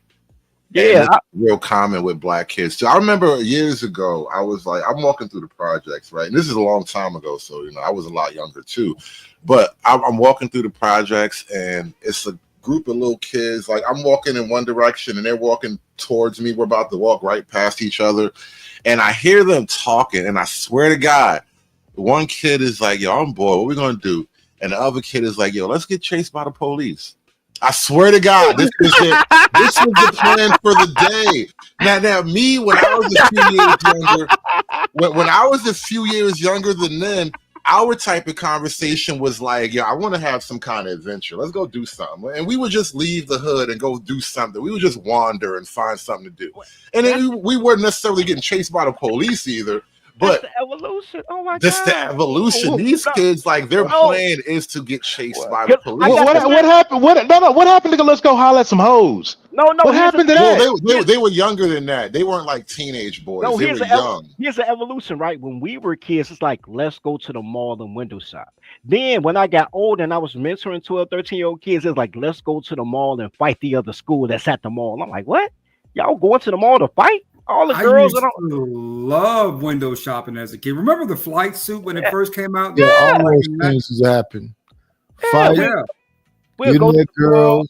Yeah, get a bag of cookies. That's all we can afford. Get a bag of cookies and walk around and talk to breaking in the swimming pools, sideshows. Yeah, bro. We did that too. Oh my god, that was cool. Yeah, there was some kids just recently made the news. They like took over some little neighborhood. They like broke into a whole private community swimming pool. Like they OD. Bro, man, that was Youngstown, Ohio. Bro, sneaking one person pay everybody else sneak in the back of the theater. We watching movies from noon to midnight. Like that's what we did. We weren't like, yo, let's get chased by the cops. Like that's the evolution. Let's go fight at the mall. Nowadays, yo, it was a video going around recently where the kid was like, yo, we don't even be trying to get girls. We just trying to get bodies. Like whoever got the most bodies, whoever got the most hats, that's who the coolest nigga is now. It ain't even about girls no more. Like they just went to a whole other place. It's so dark now. Screamer. His name is Young Mook or something like that. I don't know how many times he's screaming, and a group of kids run up to him and pull out a strap.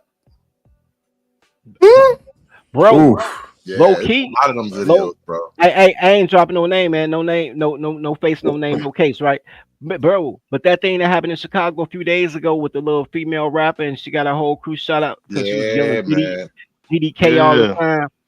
Bro, the motherfuckers that hit her was like 3 blocks from me. Like somebody come through like, yo, folks, man, it's 10 motherfuckers hopping out the windows, police everywhere, man. Don't go down there. I'm like, what happened? They're like, man, you know that shooting that happened at the club, man, it got something to do with that. I'm like, you know what, bro? That ain't even my business, bro. That's not even my age, bro. Dirty, you better get over to Idaho, bro. Man, just keep on going further west, man. I need to go back to South Dakota, my nigga. I ain't mad at you, bro. It's crazy, man. This kind of it's good to like feel of a certain age because I know I'm kind of, for the most part, aged out of it. Like you're never aged out of life because things happen anywhere. But that life, that world, like I'm glad I kind of just aged out of that because it was a desire thing. Like when you're young, sometimes that stuff is just so cool and it's appealing. It has a draw to it, like it's a magnetism to it. And then, like, I just got that out of my system, and now I look at it, and it's like, bro, I could never. I just can't. Like, it's too much, bro. There's too much going on there.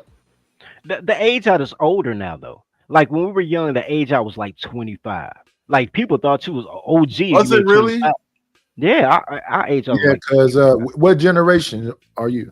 Like Gen X. Well, I'm 42 now. This is what they told Gen X. We wasn't going to make it to 18. You said, man, right? So I heard that. Dead or in jail, remember? Dead or in jail. Yeah. Yep.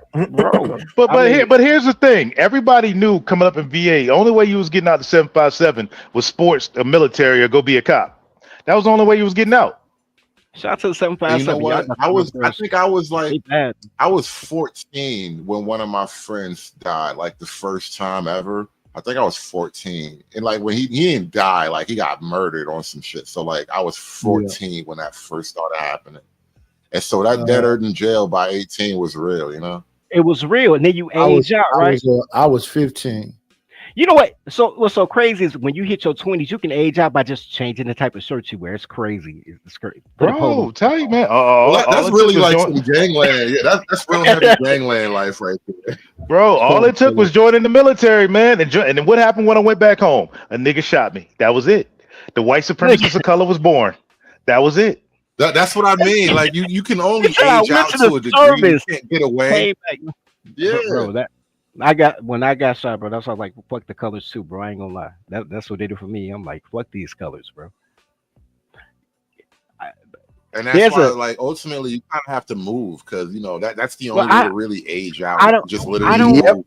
I don't I think want to live around safe, middle class white folk that got I, jobs and kids. I don't, I don't. I mean, I want a plantation myself, but I, I, I think you, Nah, you I don't think, want that, bro. You don't want yeah, that. yeah, I do. But you have to. I think the thing about being a man is creating the environment that you want to be in. Because I'm not running from anything. I'll run to something, but I'm not running from shit. So like, you got to create the vibe that you want to be in, and you can't do that. There's what 26 major cities, so there's probably 35, 40 cities that black people really stay in. Like black people are really concentrated, right?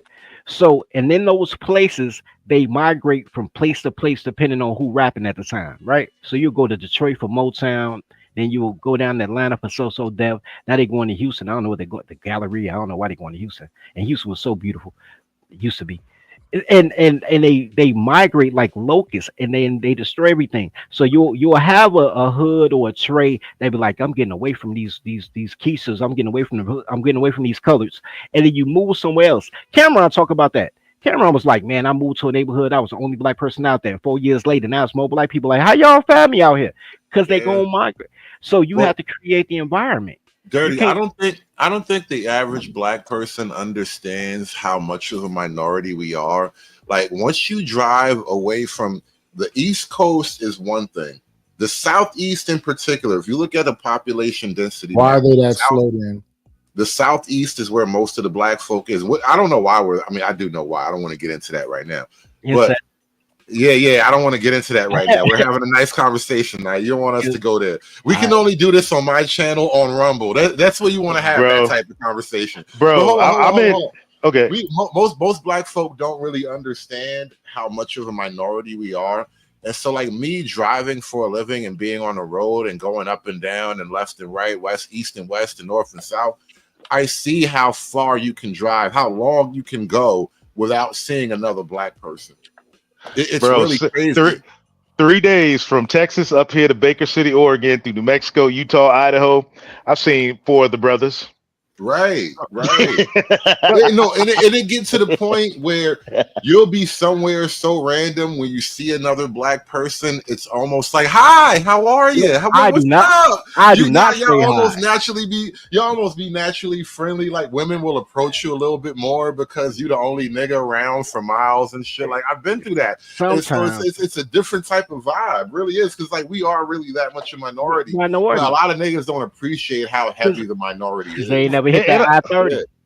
Bro, I tell you, man, I'm out here in these little cities, man, and when you know, I got my, my like army stuff on today, man. Everywhere I go, the white women keep going, "I love your shirt. I love," I talk proper, and it's, I stand upright, I enunciate properly and all that. "I love your shirt. Oh man, your truck's done. Oh, you good job. Blah blah blah. All that. When you coming back through?" Everyone, y'all Come on in. Play, it's always a treat when players leave. Judge. Salute to Powder Dusty. Howdy, black folks. Oh no, not Howdy, Flo. white Not guy. this What's nigga. going on? Not this. Oh, I want to see the meet a new white guy. No. Meth Head Moses. I need to see it. Meth Head Moses. Meth Head Moses. I need it. I need to see it. We need a backstory. How do you become Meth Head Moses? I love that name. He knows. That's better. Almost as good as Mayo Monkey. No. I've seen you before. No. Now Flo, that you put on the lighter, I recognize you. I recognize you now. Show him the picture. Show him the picture, bro. Show him the picture. You know what I'm talking about. Meth Head Moses. Show him. Oh, you know what I mean? Show him the Meth Head Moses, bro. Come on. Y'all got a little too excited when Flo got up here. There we go. There he is. Meth Head Moses right there. My brother. Hey, Powder Dusty, if you cock your Pope hat to the right, you can be like the new Pope. This is from Chicago, bro. You can do it. You can be that. Yeah. You know why that night? Because we are actually the diverse crowd. We're not liberal diversity. We're right wing fascist diversity. So we accept white guys. I want to see what he's about. I'm get off my lawn. What side is that? I'm just a get off my lawn guy. Ooh. I don't give a shit about my lawn. I wish I could say that. Yeah. I actually went and I got I didn't buy it. I got it for free off of Facebook Marketplace. I got a trampoline and I stuck it in the front yard because I don't remember what the thought process was, but basically, I had just gotten out of jail and I had no money, and I was like, you know what? If I can't let the kids have a place to play in the neighborhood because I'm scared of getting sued, then who can? You know what's so funny? You said you just got out of jail. I answered a lot of questions because I was going to ask you: do your neighbors like the fact that your trampoline's on the front lawn and not maybe the back? That's what I was the white people have rules that just don't really read This is homeowners have rules, bro. This is the very edge of the richest county, but it's just right on the edge. So compared to it doesn't matter. We got the biggest house on the block. Okay, hey. You got the money to get away with it, but bro, typically they'd be on you. You come fresh out of jail with a trampoline and a barbecue grill in the front yard. That's ghetto, bro. I'm just kidding. It's crazy. It is though. A lot is laid out weird, but it's sort of like side front. But anyways, it's accessible to the kids in the neighborhood, and that was the point. It was, a public trampoline. Hey, we don't have that where I'm from. Public trampolines. I don't feel like that could last where I'm from. People have private trampolines. Definitely couldn't. Not where you from.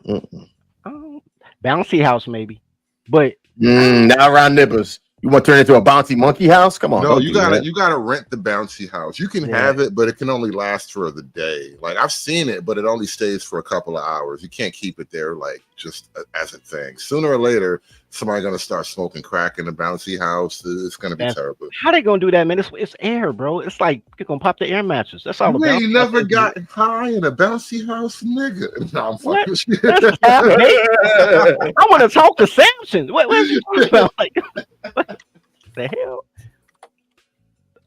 Anyway, man, come on, man. Let's get back on topic, man. We were talking about these outrageous black kids in Indianapolis, man. Yeah. Monkey. Yeah. They're out of control. They don't have any supervision. And that takes us to this. Let me see. We're getting rid of that one. We're moving forward. No point in staying there any longer. That brings us to this conversation right here. This would be Dr. Umar's daughter. Oh, no. I'm so scared, but y'all know I would go to jail for that person. I'm back with an update. Back with an update on, I think her name is Anissa. Yeah. This is officially a cry for help. This young lady has been homeless for about 6 days now. No contact with her mother.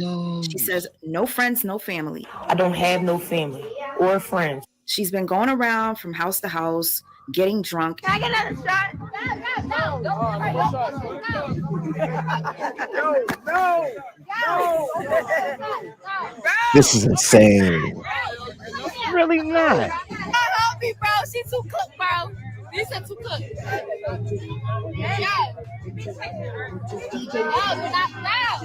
And when I say she got so drunk, she pissed on herself 5 times. I stink. I smell like piss outside. Oh my gosh.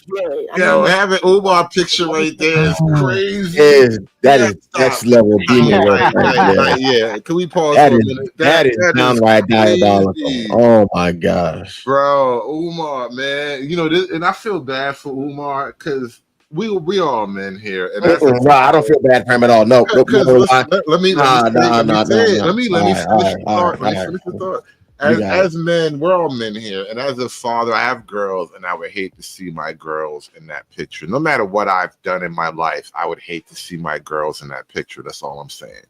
I would hate to have an unattractive daughter, bro. The problem is he brought all this nonsense. All of this comes all the way back around because all of this black holes forever, snow bunnies never nonsense, and all this pandering for the poon for all these hoes. All of these, I can't say beast either. Damn it! For all of these individuals that he's been sliding through and gliding through, talking all this nonsense to try to get all they fucking pennies, the cash apps, and the PayPals because you gotta have PayPals because you gotta have the North Philly accent because that's where he's fucking from. Now all of a sudden, now he got a daughter that acts that is exactly the exact kind of product of the bullshit he's been putting out. No, From no at all. No, you're right, but take it to the fullest conclusion, right? He has a daughter that acts exactly like her mother. You act like all Umar Johnson baby mamas were strippers. You know that for sure. All these baby mamas are strippers. All of them were strippers. Let me ask you this one you just saw on the screen because y'all talking about her looks. Does she even look like an adult? Yes. She looks like an adult? She's probably No, 21. yes. She's probably Yes. 20. I'll give her 20. No. She's about 22. Adult. 1 second. She is an adult. But when you hear her saying she's outside, she's pissing on herself, she smells like piss, but she's not like blood. She sounds like she's 15 years old. She doesn't look like a child. She sounds like a full-grown daggle to me. Yes. She looks like an adult who needs a guardian. Especially when she's drunk. Yes. Yeah, there you go. She needs a guardian, right? Because not every young woman is capable of handling the full debauchery of the world that we live in. And this is why, again, as a father with daughters, I have a daughter. What I'm saying is that I'm talking about how we look at each other. So we look at young men like they grown ass men. We look at young women like they grown ass women. That brain ain't fully developed yet and is traumatized. I don't look at any woman. Like I try not to look at you. Yeah, hold on. Young men in the same way. I try to not judge as harshly in that same way because they're fucking kids. So I get what you mean. But what I'm trying to point out is I don't know that a young woman especially is capable of handling this stuff the way even young men. You throw young men out there, it's not good for them either. But there's a reality of like they're kind of men in the making. You can throw men into chaos and they won't necessarily come out as bad as a woman coming out of that. You throw a woman into chaos, she's hard to marry after that. You throw a man into chaos, well, that's just war. Wait. Look, there's a lot of things I've done that I'll never talk about. Y'all think this shit I tell y'all wild. Think about the stuff I don't say. So one of the things I never say since I was 8 years old is I peed on myself. So and then 5 times.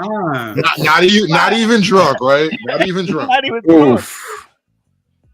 Bro, I've had the prairie to the crib, like, oh my God, I hope I make it to the bathroom. I just went to the alley. I'm not gonna pee on myself. I go in the alley. mean, it's my first question would be, is she okay? I mean, no. She need a daddy, bro. And then I feel cheated because I pee on girls. What am I do with a girl peeing on herself? You cheat me out of my process. How you gonna go to shower yourself? That's crazy. Nigga done R. Kelly the stream. God damn. Let's get back to the clip. Let's get back to the clip. Let's hurry up like it never happened. Oof. Yeah, that looks like a. I understand she's 21. That looks like a kid. She does look like She a looks kid. 15, Bro. 16 years old. She looks bro. 15. Yeah. She looks like she got Down syndrome on that particular shot right there. And I hope nobody clip nothing from this live and put it on no damn shade room. I'm tired of being on the shade room. Baby hair bandits and everything. Neighborhood watch, like they get clout. Is this the one who just put out the videos about Umar a few months ago? Yep. Sure enough, said she was lesbian and everything. The fucking video. Yep. She don't look homeless. She look comfortable. Let it play. Let it play a little bit. No. Do we ever look homeless? Bro, she's in a home. It's hard to look homeless when you're in a home, lacing up clean ASICs. College, knightish, wasn't she? But that's the thing, though. She looked homeless in a home, though. That's what's the irony of it. That's crazy work, bro. She's indoor homeless. How you indoor homeless? Homeless in a home is crazy work, bro. I mean, I thought she was in college anyway. Is she still in college? Hopefully she's still in college. Bro, only thing. Look, you just go to college to learn how to be a lesbian. College ain't gonna help. Yeah. I saw a college teacher did that too. Gay and hate men. Yeah, so you still can't read. No girl can count. They doing things. At least it's a safe place where she has a roof over. Have you been in college? It is not safe, sir. But it is fun. It is fun. It is fun. Not safe.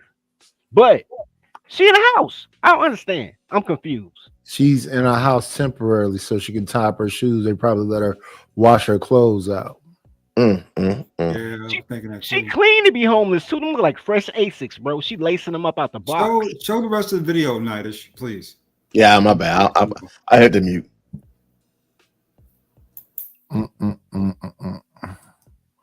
Make this here.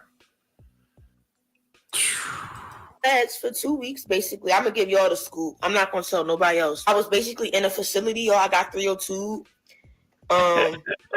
So they had me on medication. If y'all ever been inside of a mental hospital, it's like that. I'm not crazy. I'm not bipolar. I don't have schizophrenia or none of that. But I was on medication for like a week and some change. But I am okay.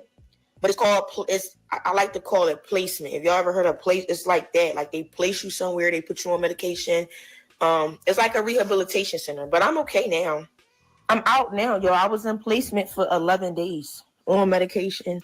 I still have to go back to the pharmacy to get my No, I did not admit myself. Bipolar disorder, current manic episode with psychotic features. They basically trying to say I got bipolar, manic, psychotic, whatever. They trying to say I'm psychotic. I'm bipolar.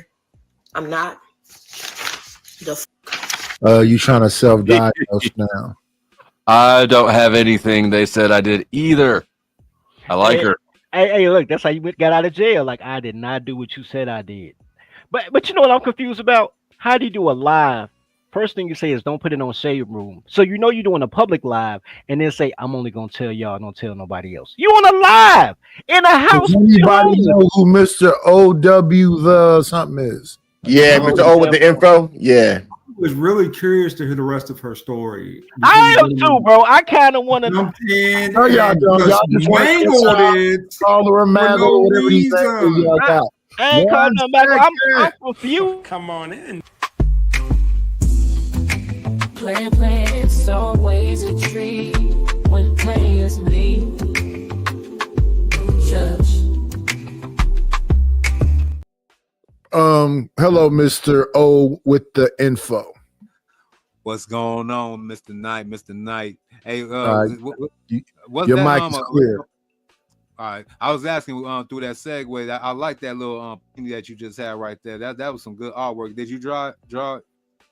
No, that's AI image. Damn, AI getting real good. Shit, they put me out of business already. Dang. What's going on, gentlemen? Yo. What up, Truism, Dirty, Hood, LADS, the powder. Wow, the powder. Amazing. Meth Moses right there. That's Meth Moses. Meth Moses is hilarious. I like that too, but Meth Moses is hilarious. He knows why I call him that because he said it. Me, come on. Dusty. Because I'm starting a cult. Well, he's starting a cult. No. You think I'm kidding? But I've already had two members baptize themselves on screen in fucking water. Ooh, that's crazy.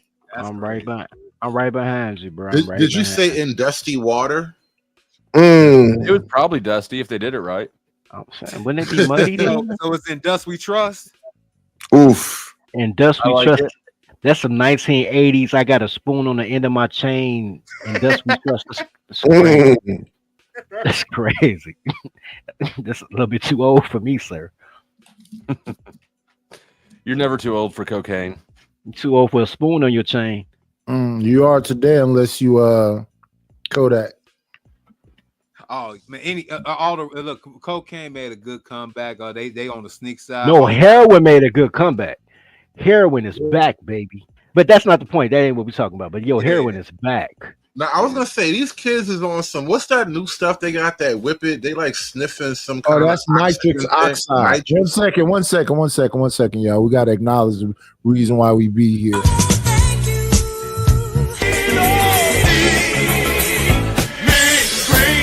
Got me a couple of dollars. Guess what I'm gonna do? Shout out to my Poach family. Salute to LA Wilkes. Thank you for the cash app. I appreciate it. Who was that last talking? No, I was saying these kids now they got this new thing, the whip it. Where yeah. Nitrous oxide. That's been around. Big ass tubes. That's been around forever. Remember, Steve-O used to do it on Jackass. I didn't know. I never saw that. Oh, man, I thought that just made your voice high pitched. No, it gives you a I'll head get 'em rush. It's high, stupid. dude. It's not even fun. It gives you a head rush for like 10 seconds, and then it gives you a headache. Wow. Oh, You stupid. Like when we was younger, what we had people huffing glue in bags, paper acid, masculine, sherm sticks. What was the other shit that was like? What is the sherm? Sherm stick. Yeah, I was gonna say Love Boat. No, yeah. Sherm stick is when you dip your cigarette in embalming fluid. Yeah. That's And then cavies, Grimmies. They started dipping their blunts in embalming fluid too, yo. That was crazy. That was crazy. And then they put it in wax now. What's say Leo's? Yeah. Anyway. And then later on, folks started messing with DMT and ayahuasca and peyote.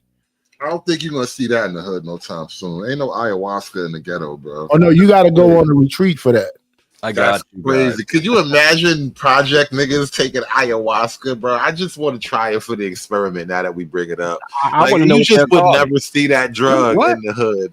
I want to see what they're called because they're not ayahuasca. They're gonna have a nickname for it. It's gonna be called something. Snake Joker. something. Now, what was the drug hood? What was the drug you said? Ayahuasca. It's basically DMT. Yeah, right. Yeah. What about peyote? Nah, it's worse than peyote because ayahuasca is one of them things where if you listen to like people talk about it and you read up on it, people have like different different visions, but it's like a lot of the same things be happening. Like they all talk to the snake mother goddess of earth or something crazy like that. So I'm just wondering, like, what happens when you put machine that, like, elves? The machine elves is what. Machine elves? I haven't heard that one. Oh, that's what I've heard people say. I've never done it, and I don't think I ever will. Yeah, I wouldn't either because I don't want to see these things, bro. I feel like once you see these things, you'll never be right again. I figure I'm 38 at this point. If I haven't done it yet, I'm not going to do it. Probably. Yeah. All this stuff is young and experimental phases. I wouldn't mess with none of that crap today. Karachi. What y'all call Karachi on the East Coast? Like, I don't even know what that is. What is Karachi? Wait, give me a second, y'all. Got to hit this begging clip.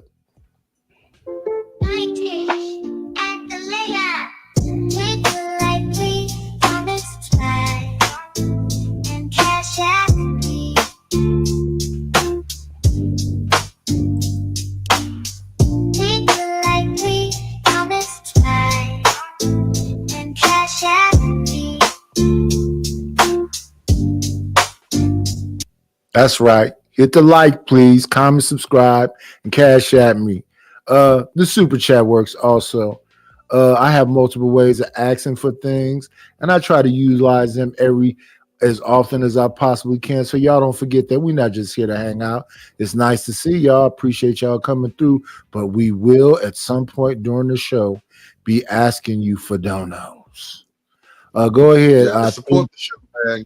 Yeah. Somebody put $1 in my man Knightish hat for me. Yeah, for a damn show. Wait. Let me hit y'all with some 70s. We got to get our shit together.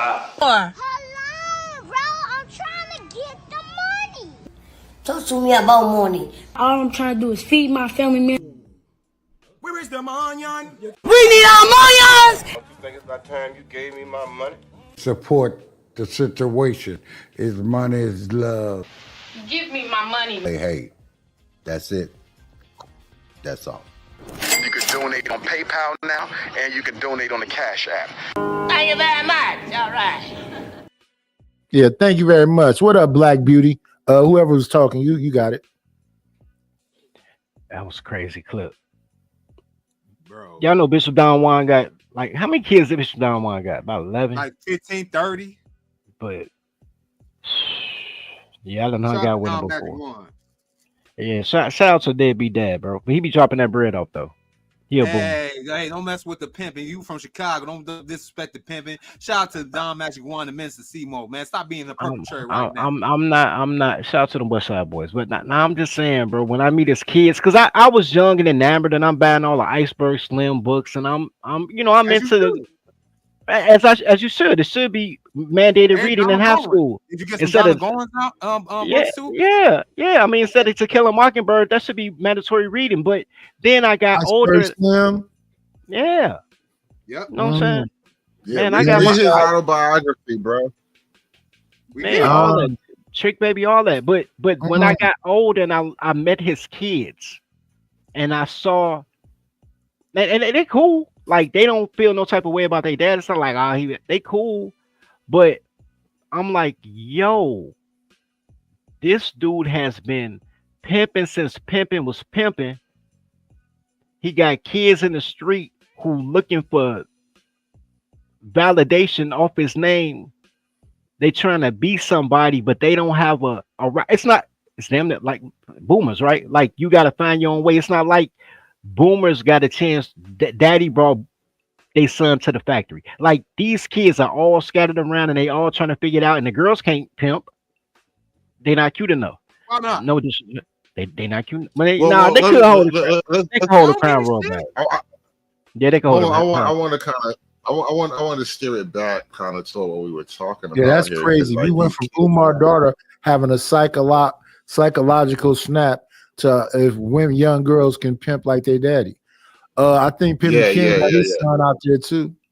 I mean, that's kind of go together, and she trying to be doing the same thing that her daddy Umar out here doing, basically broadcasting a so-called fake Trump, trying to get some funds. Well, I mean, yeah, but that's just. I mean, I was telling my homie yesterday. You remember how when we was all young, rap was still kind of new, and it would be a bunch of us out in a little huddle somewhere trying to spit rhymes and freestyle and all of that. Like this is the new rap circle. Like this is the new wave. And so, like, I think you're gonna just see a lot of people gravitate toward the online world in a lot of different ways, you know. And I think though, as far as like we were talking about with the women and the children, what I think is happening right now is that, and earlier I said how like the peace and prosperity and the morality that we kind of want can only happen under the umbrella of male violence. Like we don't have positive male violence that exists. Earlier that the men have checked out. So all the mentors, coaches, and all that other stuff, that stabilization is not so stable no more. It's right. We don't have the stabilization. We just have raw chaos on the street. And the path that we've taken to get to this point has been the path of like women empowerment. Because what's really happened with all these kids, and it's rough to keep tying it back to the women, but it's really that important because they are half of the equation. But these kids don't have that network of male support. So not only have fathers been removed from like the family I think it's dynamic, more so that because you know I've been working with kids since 2007, scouts, fundraising for schools, getting laptops, trying to get cleats and uniforms and all of the shit. Most of the time, I see those authority figures being disrespected by parents. Because a lot of these no. Parents or moms? The kids are first. Parents or moms? Because parents implies a multi-gender. Okay, thank you. But that goes back to my point. This whole thing really does have to happen under the umbrella of what men establish, and men are out of the business of establishing order. And so now we just have chaos in the world. And well, so they've been politically castrated. So at the place I was last with my son is military institute. So they had them social workers come up inside there and say you can't give people demerits. You have to have a warm environment. So you have to have a smile on your face and greet the kids. So the direction the school was going in when it was some structure got the legs ripped up from up under it, and now the kids just going off and wilding every 2 seconds. Right, and again, it's because the structure that you're talking about that that's been ripped away is literally the male structure. And it's not just in the home either. And I was going to do content on this today. This is why I'm kind of restreaming off your show right now, because I haven't been on my channel. I've been working a lot. But one thing I came across recently was a New York Times article where they were saying that, all right, so a week ago, there was a New York Times article where it was a woman saying, where have all the men gone? And she was literally talking about the dating scene. It was strictly romantic, right? Now, today or 2 days ago, the New York Times puts out an article about where have the men gone, and it's about the lives of children. Because at every step of the way, a child's life, a young boy's life, is dominated by female authority. And it's becoming a noticeable problem. Not to cut you off, Hood Server, but no, you got it. It's exactly to cut him off. Wait, let me acknowledge these new people that popped up in here. I don't want to miss nobody. I want to make sure I acknowledge the support from Hood side.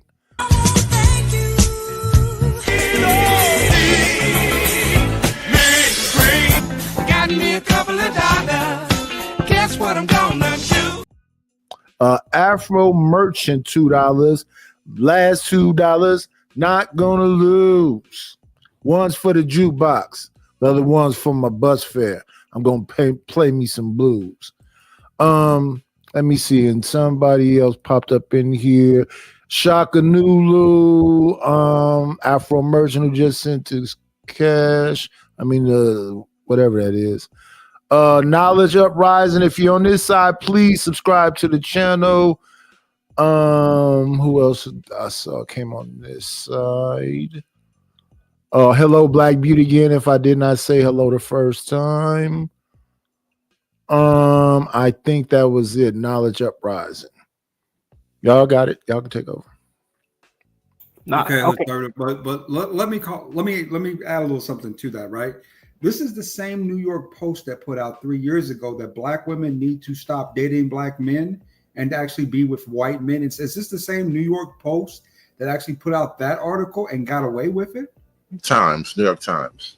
Yeah. New York Times, right? That's crazy. They made I'm they with made them. a whole article about black women not, saying leave black men alone and go to white men. And now they're asking where are the good men? I think a black guy wrote that article too, by the way. Yeah, it was a black man. It was. I'm on their side. Shout out to them. Look, just leave me alone. Because they're going to chill on the white boy anyway. I still get the ass out without the headache.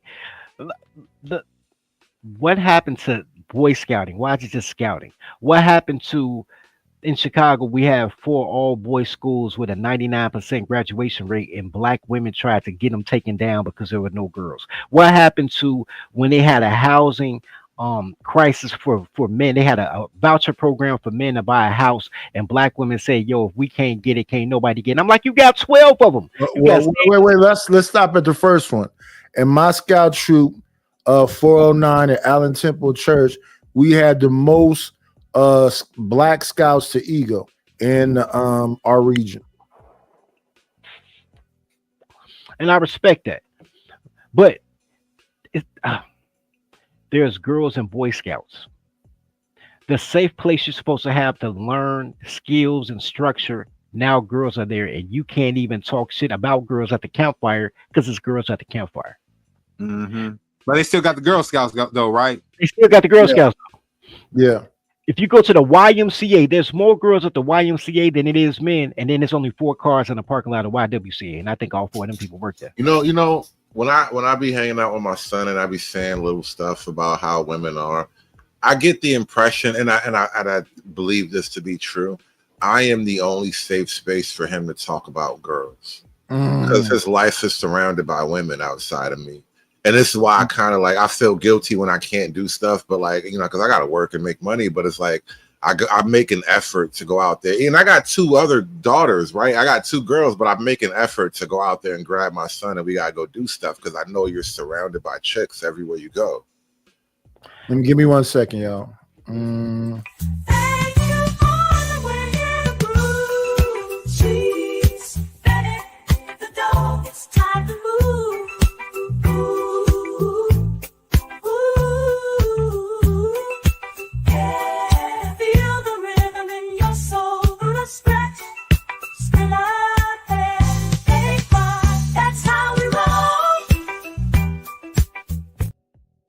Lasers go pew pew, $2. Oh yeah, paying my dues to the church. Thank you from the hood conservative side. One last one. Thank you for the money. She spent it the dough. Scratch squirrel of paper, yeah. For my guy Flow State, the powder dusty, $3.50, and he calls it tree fitty. So how do you feel about that? Because it's your job as a father to choose your children's beginner starter set friends. And it's a lot easier to parent through their friends than it is to talk directly to your son a lot of times when they get older. So how do you feel about that, being the only safe space? It's it encourages me more. It kind of, well, not encourage, it motivates me more to kind of like to go out my way. Like when I have the time, my free time is spent with my kids, and so most of that is with my son. Like I pick up my son and we go do stuff together more than I take like all of the girls and us out together, because I know that the majority of his life is surrounded by women, so I gotta be all the a bridge for him. All the teachers except the gym teacher and the drafting teacher. There's a 1 second, y'all. Let me announce what it just came in the building. What up, El Chagon? What up, all scary game, Hector Romero? You can go ahead. I think that was Dirty Folks. Yeah, I was just gonna say, bro, the reason that they need more men to be everything is because women push. Okay, like I used to do a boys club, and I'm gonna bring it back though because I want the free money. And my boys used to coach basketball. One of them coached football, the other one's coach basketball. And all our stories the same. Like, yo, we just want to do something for the young guys who are interested in what we do. And it's always some mother either trying to chastise you or sleep with you, so little Johnny could start. And it becomes a headache, a bigger headache than a kid. And everybody got to start. Now you got that headache from the parent. Then if you make them do laps or something, not my baby, like to the point that you're like, man, F this, bro. Fuck your after school program, your basketball team, all that. Let me see. We 3 hours in. Let's do this right quick.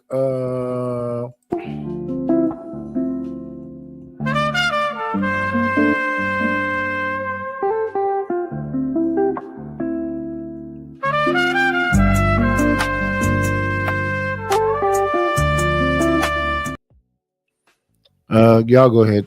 Just had to play that commercial. Well, real quick, I want to say thank you to all of my audience members. Shout out to the church. Thank y'all for watching and following and supporting the show. I'm going to actually shut this down in a little bit because I got to get up and get ready for work in another few minutes. So appreciate everybody being here. Thank y'all for supporting the homie.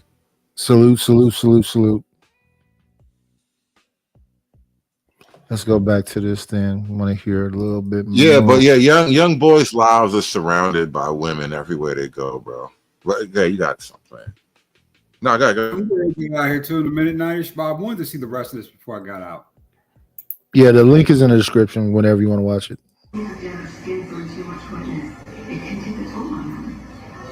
Excuse me.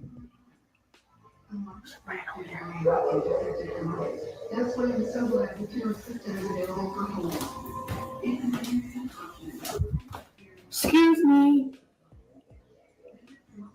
Nobody's answering. I should have asked her when she was out here.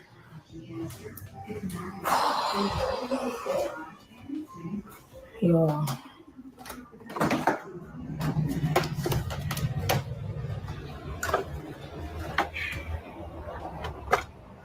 I have to take a shower. Like, I'm on my cycle. I have to take a shower. Like, can I go to somebody's house and take a shower? Like, wait, what? I really gotta take a shower, man. Bro, did she walk out the house and ask to go to somebody? You know what, bro? I cannot, bro. Yo, see, you know what? I got another struggle girl, man. I've been watching this one girl struggle for the last couple of days, bro. And I did a whole stream about, the modern woman and all that. Because, again, people like to talk about the male loneliness crisis, the incels and all that. But I'm like, bro, have you? Yeah, bro. Have you seen how these women is out here, man, bro? These chicks is out here going through stuff, bro, and like they really be talking about the manosphere, like the manosphere is this big problem. The manosphere is ruining Where stuff. is I'm They her like, call it bro, daddy at? podcast these bros. chicks Now is we the out here podcast capping like bros. crazy, bro. Gentlemen. Where's her daddy at? Where's Dr. Umar with all this is going on? That woman is homeless. She just came out of the house. I don't He understand. homeless. Oh, wait That a woman minute. is homeless. Is this a clip you want me to play, Hood? He homeless. I mean, Yeah, shit, this they was her mother- live stream earlier. She Talking did a about she long home. live stream. She did a beg stream, but she swears she not begging though. Let me see. Let me stop this one. Let's stop that one. Pull this one. I just want to do content full time. I'll just have to really be posting videos back to back to back to back, which ain't a problem with me, baby, because this would be like my full time job to do content, edit, post, boom, boom, boom. I don't And see no believe in editing. myself, and I believe I can make that shit shake. I don't see no She's trying editing. to get The only money. thing with that is with YouTube, it's on one-time monthly payment. So, like, you know how, like, for example, my car note is bi-weekly. Unless they could like work with me and say, okay, you can pay your car note, you know, at the end of the month, but I don't She got all these plans, but her car is not cooperating. know. Oh, bi-weekly car note is Come here, crazy. let me But change you. Come on, that's that come right on. here. I don't want the Fugan code. What you call that? That JR Rider? What's the name of that car lot? Oh, and she got that's a young baby right there in the background. She got another baby that's like 13. Come here, let me change you. I don't want the Fugan code. Come on. Do you think they just showing us too much of their lives? All right, he ain't about to eat. He's playing. Yes, Your bro. phone And this is why dudes is like, you know what? I don't think I need you. Even this girl right here, she says she got a man and all of that, but she going through all of these troubles, and the man she got not helping her because like he don't need to help her. He good. They are. I'm glad they sharing though, because I've been telling people this stuff for almost 15 years now, man. Since like 2011, like yo, and everybody like, man, you must hate women. I'm like, nah, bro, y'all not understanding who y'all dating, and now they telling you who they are, and now everybody like, oh my god, I can't believe it's this bad. I'm like, yo, it's been this bad. I literally So just y'all said was saying earlier that Anissa looks too comfortable. Doesn't this lady look comfortable? Yep. Right. Yep. And her misery. Yo, check this out, gentlemen. Ain't you Women glad that handle stress differently than men do too. They don't show their anxiety out like outside like we do. Because they don't have no real anxiety. These violent ass toddlers, they don't have no real problems, bro. You can't They tell me are you're the homeless. problem. See, talk that talk. Look, let me go ahead. Let me cook. Let me cook. Go ahead. I'm gonna let you rock. Ain't you glad, gentlemen, that we live in this day and age that they actually tell on themselves on in 4K and 1080p on the best Wi-Fi that Al Gore ever invented, versus going back pre-1980s and before. And these chicks out here just basically got what, you know what I'm saying, sugar, spice, and everything nice. You know what I'm saying? I mean, let me say it like this: they was all whores back then, but they know how to be good whores on a hush. Like Betty Shabazz. See, she was a good whore on a hush. That's graphic. TK, welcome I to just the read channel. If you that. have not subscribed to the channel, subscribe to the channel and please hit the like button. But this is kind of tame to me because I typically see houses where it's a bunch of women living in that house, changing each other's dresses and swapping out wigs and this hair gel everywhere. And they've been doing that since I was in high school, trading clothes that they get from. You know what their problem is, bro. This is where they got the game messed up. Because I got nieces and they be telling me stuff because they think they strong and independent too. Them too? Me too. Go ahead. Yeah. She got a college degree in bullshit. So here's the thing, bro. It went from the boomer women, which would be grandma, right? They grandma finding the sucker and licking the sucker. To now, they think every sucker is interchangeable. So you think that her grandmother passed the Section 8 down to her? Of course. And it ain't about the Section 8. It's about the game. All right, so this is the game. the game for because most boomer women were married. That's when the marriage started falling off. They was having 2-3 husbands. They was getting married a bunch of time. The game was find a sucker, lick a sucker, right? Find a sucker that take care of your bills and let you do nothing and cuss him out and don't give him no sex, sleep in separate bedrooms, but he ain't going nowhere. Find you that sucker. And these girls like, I want more. It started in the 80s. I want more. And they're like, yo, I gotta find me a balling ass sucker who gonna go out here and risk his life every day or at some type of oil rig or drug spot and give me all the money. That's when Babyface came in, and that's what Babyface came in. Right. Bills, I pay your rent. My boy's sister right now caked up, draped up because her husband had a multi-million-dollar life insurance on him and died. Oh, drowned. Rest in peace to him, man. He drowned in the undercurrent. It was totally unexpected. But she been caked up, draped up ever since. And then now you go to the next generation. You go to the millennials and the Gen Zs, and they like, you know what? Because women are only as faithful as their options anyway. So now you got the internet, and they think they got options. It's just a bunch of pictures in a box. They ain't got the options y'all think y'all got. But they think they got interchangeable options. So they option. That's why we're supposed to go back down to this until we plan the video. That's why I felt I kind of started like I'm low key just enthralled by this girl right now because she like trying to figure out her options in the middle of it all, and it's just fun to watch it happen. Right, she's trying to figure out her options without realizing that she ain't really got no options. I mean, she does. I think she do. She does, but she doesn't want the options presented to her. She don't like her. That's the case. Right, like you gotta go through a little bit more. Right, you funny looking with Down syndrome. You're gonna have to work a little bit harder than the hot chick. And that's the body positivity thing messing them up. We all I think she can clean up well. She still got all her teeth. And she does have a nice smile. That's what I said to it. On her best day, she probably a low 8. A low 8, man. Low 8. Yeah, listen, she go out to that club, she get her hair down nice and long, she gonna look like a whole new bitch. You wouldn't even notice her.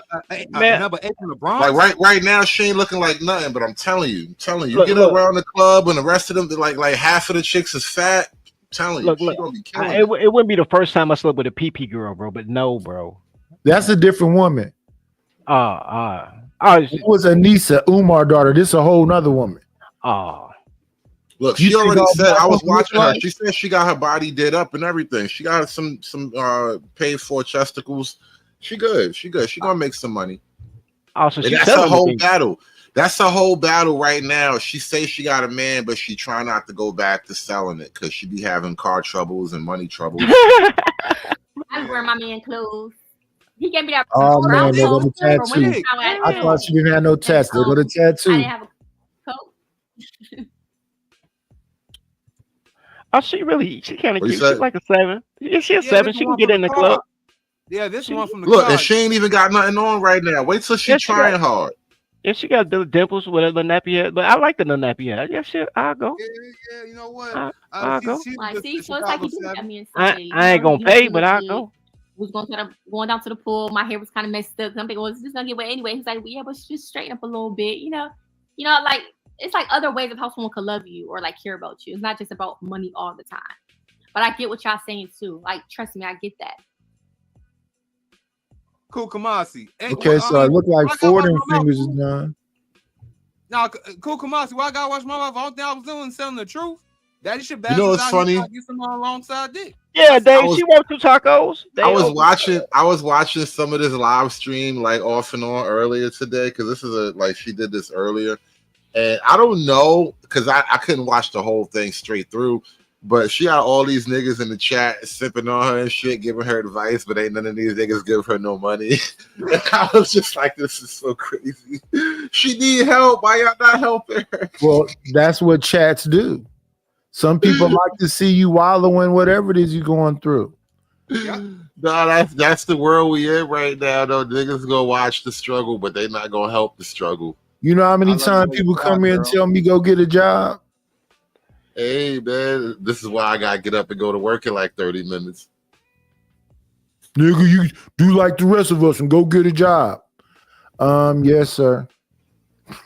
Weird. A jizza. Yo, see, she don't need a job. She just need a man. She need a pimp. No, there you go. There you go. She need a boss.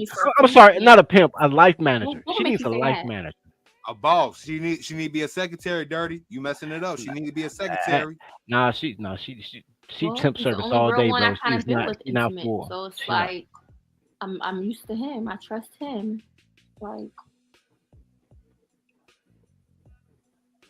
Like we're just we have real good chemistry Dirty, bro. when it comes to that aspect. Hey.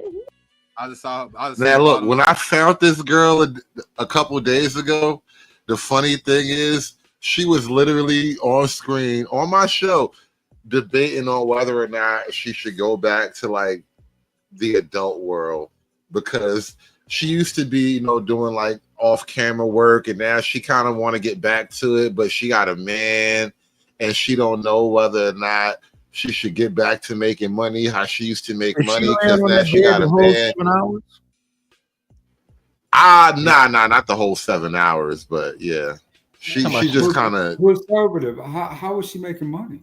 She might came from work right now. I don't know, bro.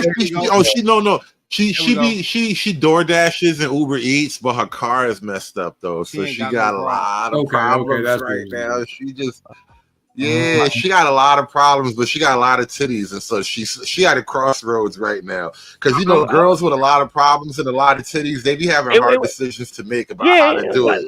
But life seems to work out. You know what I'm saying? But life seems to work out.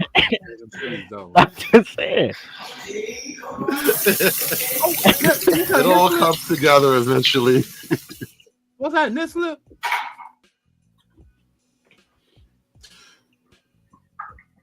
What is Cooking with Kaya? Cooking with Kaya. I hope them pancakes what's up with that white beater though? She's trying everything, bro. You gotta give it up to her, bro. She's trying her best right now.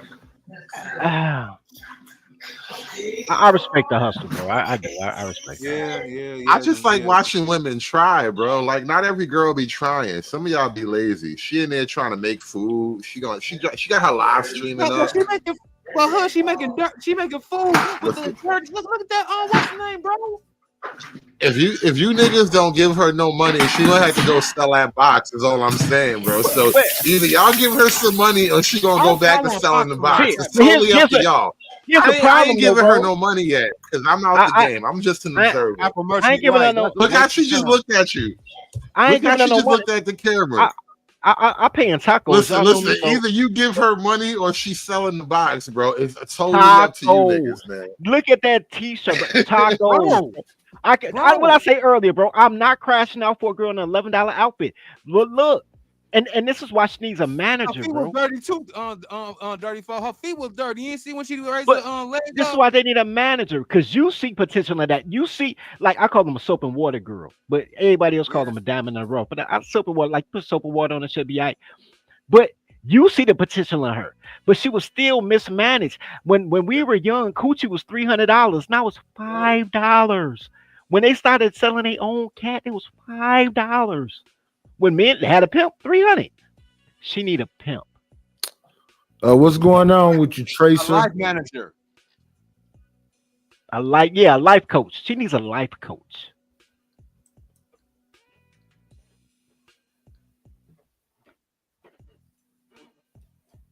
All right, gentlemen. Are you saying that the biggest threat to her is her? Y'all have a good evening or good morning, whatever this is. Take care. Oh yeah, we wrapping it up. You talked enough about Anissa. We done found another woman that's struggling. They've had a field day in the. I haven't heard Maggle and Daggle in about 4 years. So it was a great flashback. I love a struggle girl, bro. If she can't read, that's even better. I love it, bro. No, she can't count. No girl can count. Don't worry about that part. I don't even expect that. That's why they don't need money. They just need stuff. That's why you get feed them and tacos. But bro, like I like the poverty. You know what I'm saying? I like that she kind of cute. I like the dirtiness of it. Like, yo, you ain't never been a bathtub that make its own bubbles, baby. You don't even call it jacuzzi. You can't give her 3-syllable words. I like that. But is she coachable? Right now, she's in love. She digmatized, whatever. Cause she ain't in love, but she talking about selling cat, and she ain't gonna sell it for that much. She can't. If she trying to sell a cat, is she coachable? Because she trying to sell it behind his back. So is she coachable though? Apparently, she's not. She's trying to free. No, she's gonna listen to other girls, and other girls gonna give her bad advice because girls are dumb. She needs to get a life coach to put in a Don't better y'all forget position. the words is being said by the cast is of the cast. They are not the words of the Night Slayer. I'm a fucking knight in shining armor. Face that there for the CPS. That's crazy. Bro. What does that even mean? You're a knight in shining armor. Are you trying to save her? How would you save her, knightish, in your I wouldn't shining go armor? nowhere What would near. you do to save her? I feel like I would start itching. You're not trying to get your armor dirty. That's what you're trying to tell me. Your armor No, don't I stay gotta shiny. keep that polished. Bro, you look, bro. Nah, this is like the reverse of the princess that kissed the frog type of thing, bro. This is how you do lay your game down quite flat. Like, look, shorty, let me wash your hair. Go. Let me put you in the shower real quick. But, nigga, look, bro. I ain't gonna lie, bro. I have kept Deuce in my bathroom. Like, you know what, shorty, just in case, man. Here, take that. What you got it for? Oh, my ex-girlfriend. Nigga, I just bought that shit from Walgreens yesterday. But yeah, my ex-girlfriend left it. Yeah, you use that to like clean yourself inside and out. You know what I'm saying? Sometimes you gotta work it out like that. You know? Yeah, I pass. Look, bro, I do not want a girl that only look good in clothes and makeup, bro. I need to see you I need to see the naked truth. Bro. Oh no, Don't that's be mad at us because we kind of seeing her. But- She but ain't listen- hiding herself. This is her No, script. and the thing is, how would you know by looking at her that she used to do we OnlyFans gotta to sell a drop that cat? one, though. Let me see. Drop it so I can bring up the other one. If you actually met this girl in public, right? If you met her in person, let's say you just was rolling up to her and you trying to rap to her, how would you know that she actually used to do OnlyFans and she used to sell the box professionally? I wouldn't know any of those things, but she gonna come up with a 13-year-old and a baby. Yes. Yeah. I don't need those problems. She got a lot of baggage to be so broke. But why don't you love black women, Knight? What do you mean you don't need those problems? You saying you don't need a black from woman? afar as well. I want y'all to see this little last piece right here, though. You know that. Put on their phone to watch me, but don't want to help me. Hold on, I see her problem right Never now. forget that about me. I've always been a real, genuine, down to earth. From North End. You know how peaceful it would be to not have to live and go through this shit? I see why people do it. I see You the don't gotta deal problem. with none of this. Like you tell me, I don't gotta deal And with she ain't none got of phone this no more ever again. I'm doing it. You tripping? I don't gotta deal with none of this, none of the fake shit, none of the rumors, none of the lies, none of the abuse, none of the hitting. What abuse? Your mama I hit don't gotta deal you? with none of this ever again. Yeah, it's all bad. It's not. You know what her problem is, bro? Poor customer service. That's why they don't tip her like she want to get tipped. Poor customer service. You can't cuss out your audience and then be like, "Give me some money." Poor customer service. But God bless you. What's the point of having this YouTube thing if you don't know how to actually generate some living off of it? You just up there looking struggling. People don't want to help you look like why you look like you're struggling. They want to watch you while you're struggling. That's just the nature of people. I mean, For sure. People slow down at car accidents. I like to watch people lose. I mean, They want to see the wreckage. Like, why would you pour money down the drain? You know what I mean? And that's what people that's what these women don't understand, that they project an empty hole. Like, I'm supposed to just pour money into it and the money go bye-bye. And that's it. Yeah, you can't chase her. I got drunk. I can't even feel my face. I peed on myself 5 times and then be like, yo, give me some money, nigga. Y'all be watching me pee on myself. Y'all ain't paid me for pee, nigga. Like, what? Right. Well, they think we supposed to pay for their existence. So, I mean. Listen, you seen that baby in the background? He was naked during half that stream. He was running around chasing his own pamper. Like, you're not going to help? She needs to help. She need that theme music, bro, like that only 65 cents a day for the price of a cup of coffee music. If you got a naked baby in the back, you got that music, bro. Listen, man. That is my new favorite girl. And suddenly I don't like how you talking about her. For real, bro. I don't even. I cussed my little cousin out yesterday over that Umar Johnson. Like, man, a white girl could never have my weenie. I'm like, look, bro, whatever. Like, man, my black women my confidant. I say, man, black women is how I judge whether I'm making a good or bad decision. Cause Yo, who lied to him like that? Bro, I'm not gonna ask a nigga on his third wife about no relationship that white woman, nigga. I ain't gonna do it. Yo, I was just watching this video from you ever heard of Replicant Fish? Creator, yeah, he kind of good. He do content like daily, twice a day sometimes. And so today he put out a video. He was saying, like, was the dating market always meant to crash this way? Like we just kind of like as people, like I'm not even gonna blame women or men. It's just as a culture, we just kind of broke the dating market. Like it's not meant to thrive under these conditions. It wasn't supposed to thrive in the first place because it came from prostitution, and now look where we at. Hey, there's a reason why hookers call their dates their John's dates rather. Yeah. It was, but women are making a comeback, bro, because women are survivors, bro. And men are stupid. Men are reasonably intelligent people until you add a woman, then they get dumb. Yep. Girls is all I've noticed. Girls are always dumb, so you got to dumb down to speak our language. Hey, But God made us dumb because look, if God didn't give us the testosterone, if He did not make us dumb, we would not be here. That's what I'm trying to tell you. No, the thing about girls being dumb, and I realized this about men are dumb. Well, hear me out. The thing about women, and I mean, whether or not you think they're dumb is irrelevant to this point.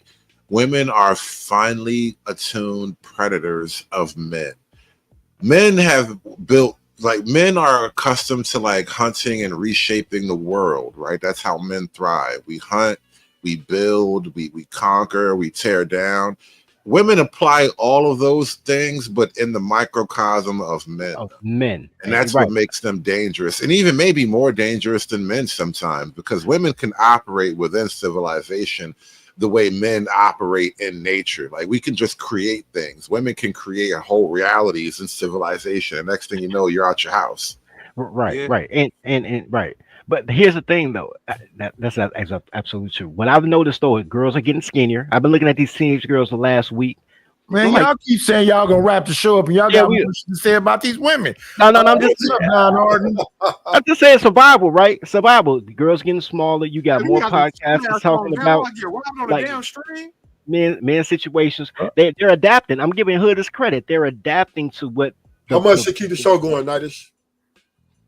You be fair. I'll give you 50. You want to hear them talk about women some more? Okay, were they dumb? I'll give you 50.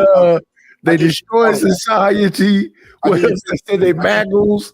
I'll give you $50 right now to extend the show. Okay. See, y'all making Rufus make me stay up. Well, y'all do that. You gotta walk it like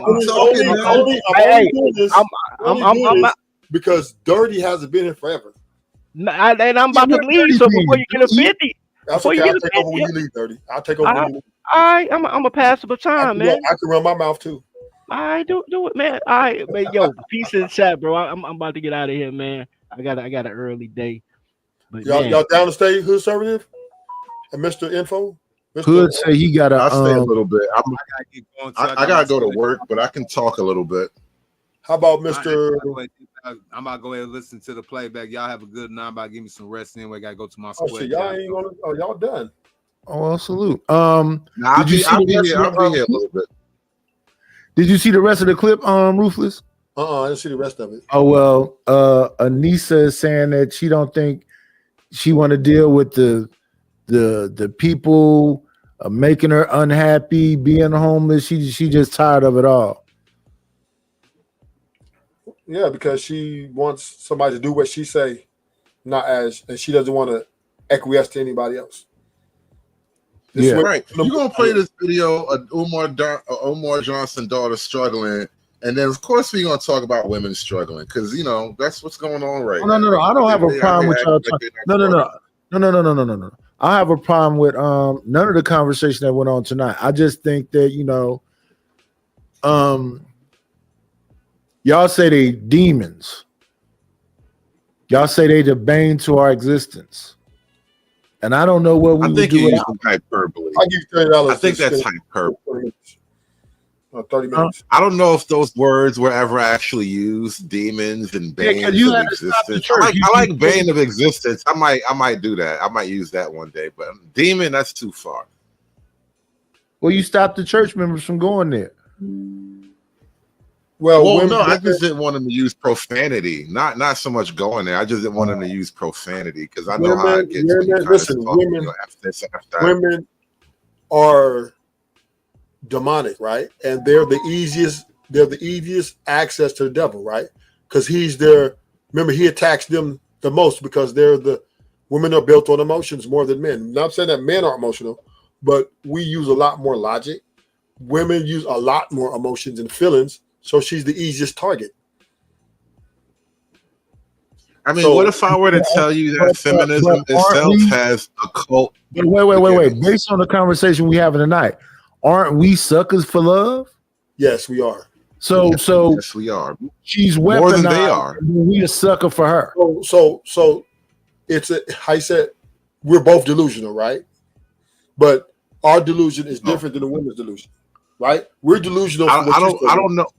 Let me say this to somebody. We're delusional for what Knightish said we are. We're a sucker for love. We think women are good. We think that as long as we take care of her and, acquiesce to her happiness, that, she's going to be that bitch, right? Where women's delusion is 6 figures, 6 feet, and all the other things that are, that they expect all these men to have when the average man only going to make only a certain amount. So that's their delusion. So yeah. These delusions clash, right? These delusions clash because the men are saying, hey, we don't mind doing all these things for you, but we in return on our investment, we want submission, we want you to be reserved, we want you showing your ass. Well, all these no lashes, none of that, right? And the women are saying, fuck you. I just want your money. You're going to give me your money because this is my delusion, and I'm going to still have my freedom, my rights, all these things, what you talk about feminism, all these to stay intact, whether you give me the money or not. Because if you don't give me the money, I have access in my mind to go get this money. Well, yes, and this is why I say it's not about hating women individually or even as a group. It makes no sense. It doesn't help you to hate women per se. But if you want to understand the way things are, that is why things are the way they are. It's not really because men hate women. And I do think women maybe hate men in a way that men do not hate women, because men are not out here terminating women's pregnancies. Men are not out here writing books about how to destroy women's lives. Like the idea of destroy the patriarchy on a practical level means destroy an individual man. Men don't think like that when it comes to women. And so there's a huge imbalance there. But there's also an economic reality that makes that social imbalance like almost lethal, because once upon a time, men had economic and social authority over women. It was just understood that, one, he made the money. And so even if within the household, he let her pay the bills and split up the finances to do whatever needs to be done, he was the man who it all depended on, and he got respect for that. And then he also was a de facto authority position. Like, people had no problem asking a woman, like, well, what does your husband say? It was understood that a wife had to like be in harmony with her husband's decisions or whatever. We don't have that. Even the very notion of that right now is looked at as a negative, bad thing. This is where your premise falls a little short. I'm not saying you're totally wrong, right? But even in those de facto leadership, the women were whispering to their daughters, "Don't be like me." Right? Perhaps. So hold up. So they were always jealous of the men's adequate and more efficient way of providing all these things. They wanted it for themselves to make their own decisions, but they couldn't overpower us, and society was not yet ready. Women didn't have the physical prowess to go get those, hard labor jobs, which were dominant at that time. So they had to, bite their tongue, bite their lip. This is why Mark Hoppus got big by saying, what? You're not the father, right? So women have never and have always been a bit jealous, and I'm not saying all women, there's some outliers, but most women have been a bit jealous of men's ability to create resources and protect. That's a lot, right? And they like, oh, I can do that shit. So they whispered in their daughter's ears, "Don't be like me. Don't be dependent on no man," right? And it just went on. This whisper went on for years, right? And now generations. Right. This recipient of this whisper is now loud, right? It's no longer a whisper. It's now a roaring lion, right? Yeah, we don't need no man.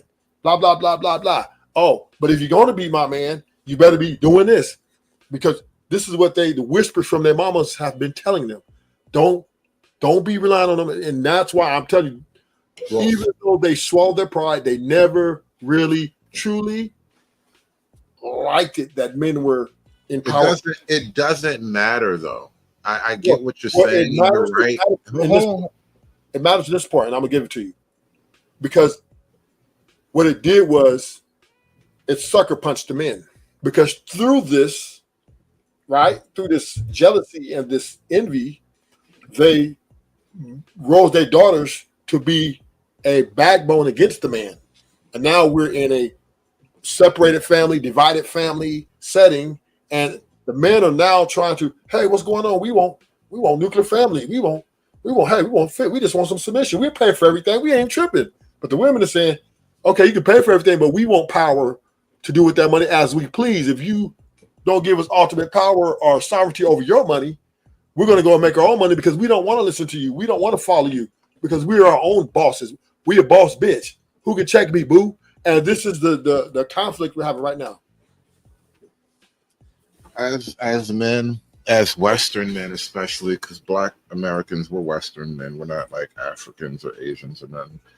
But as Western men, what's happened over years is we've kind of been sold the romantic notion that the nuclear family at its core was a romantic prospect, that a man and a woman get together and stay together for life because they love each other romantically.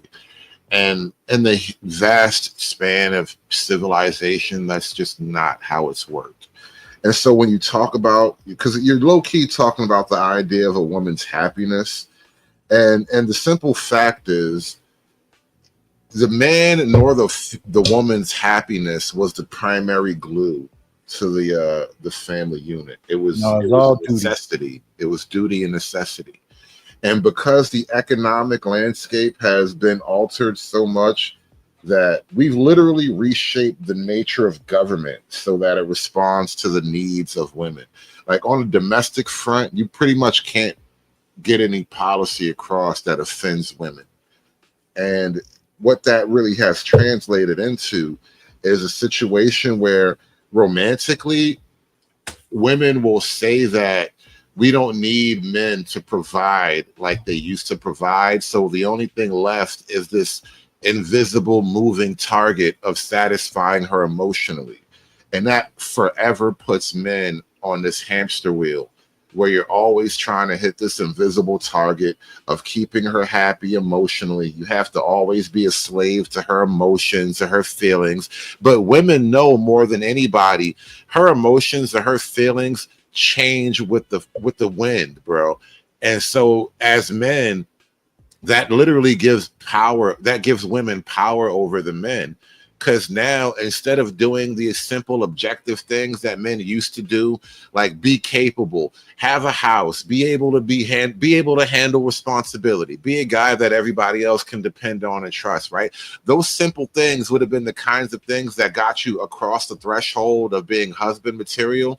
Where nowadays, because women can get husband material benefit from the government or from their own jobs, which is, government mandated low key, women don't have to self-select for husband material and men. And low-key, they never really did. It was the family and the father's job to find husband material for his own daughter.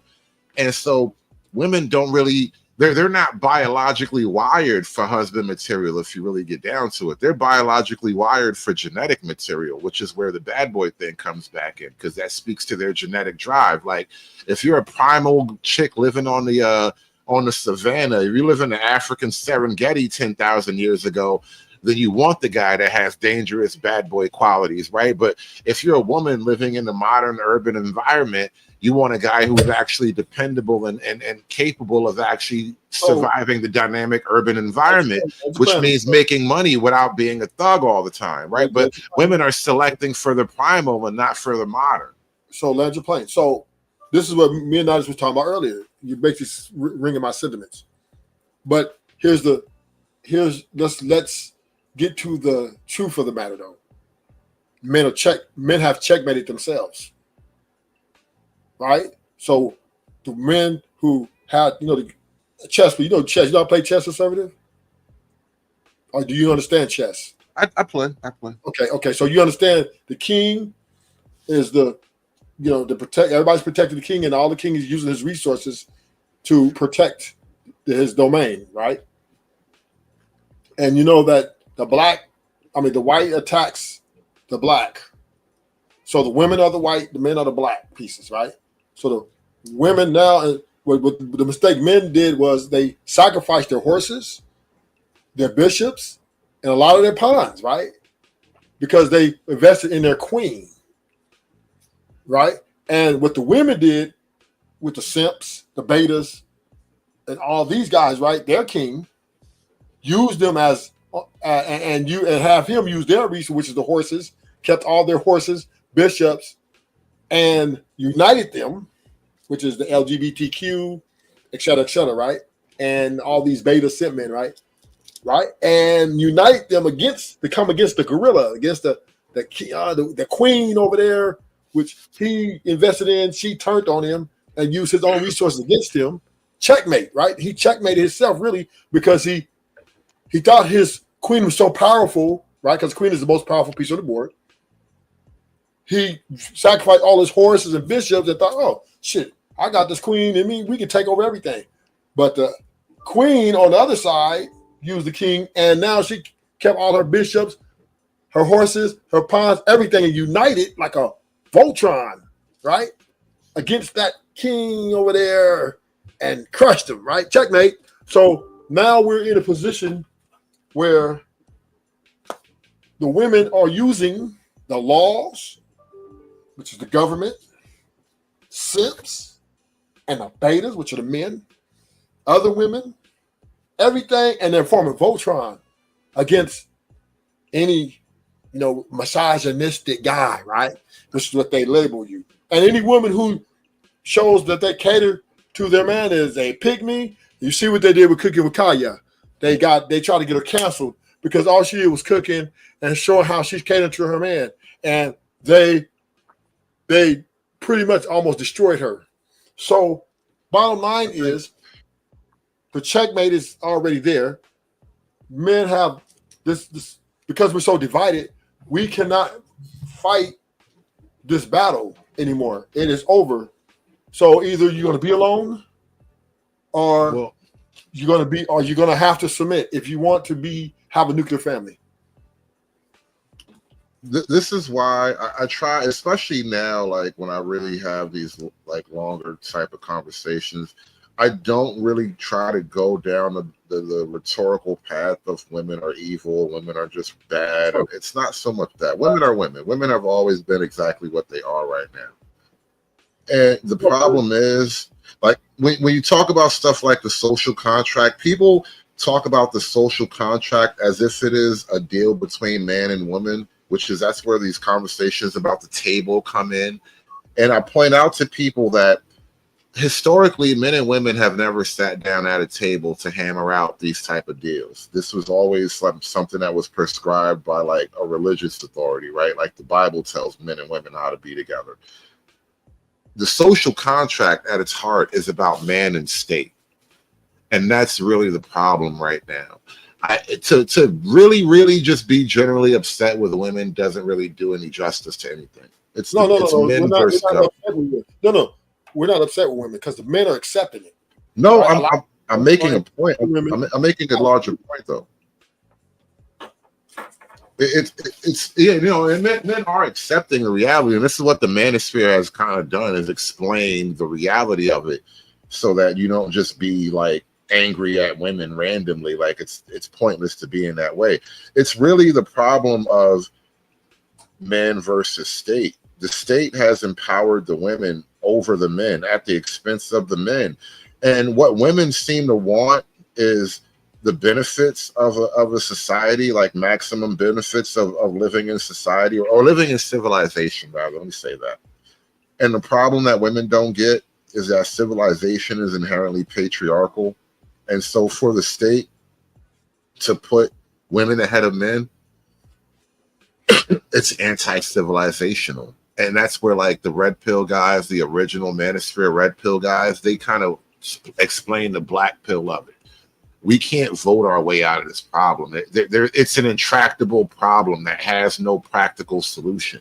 Checkmate. And so it's like, well, I guess we just have to exist in this way until it all falls apart. Listen, it's checkmate. The women have men. Well, I would say the women checkmate. The men checkmate themselves. Yeah, it's not the women. It's really not the women. No, I'm talking about us. No, I said you're not listening. Right? No, I hear you. I hear you. The women have we checkmate ourselves, meaning once men brought in sexual liberation and then literally funded feminism and the women empowerment movement, that was a checkmate, right?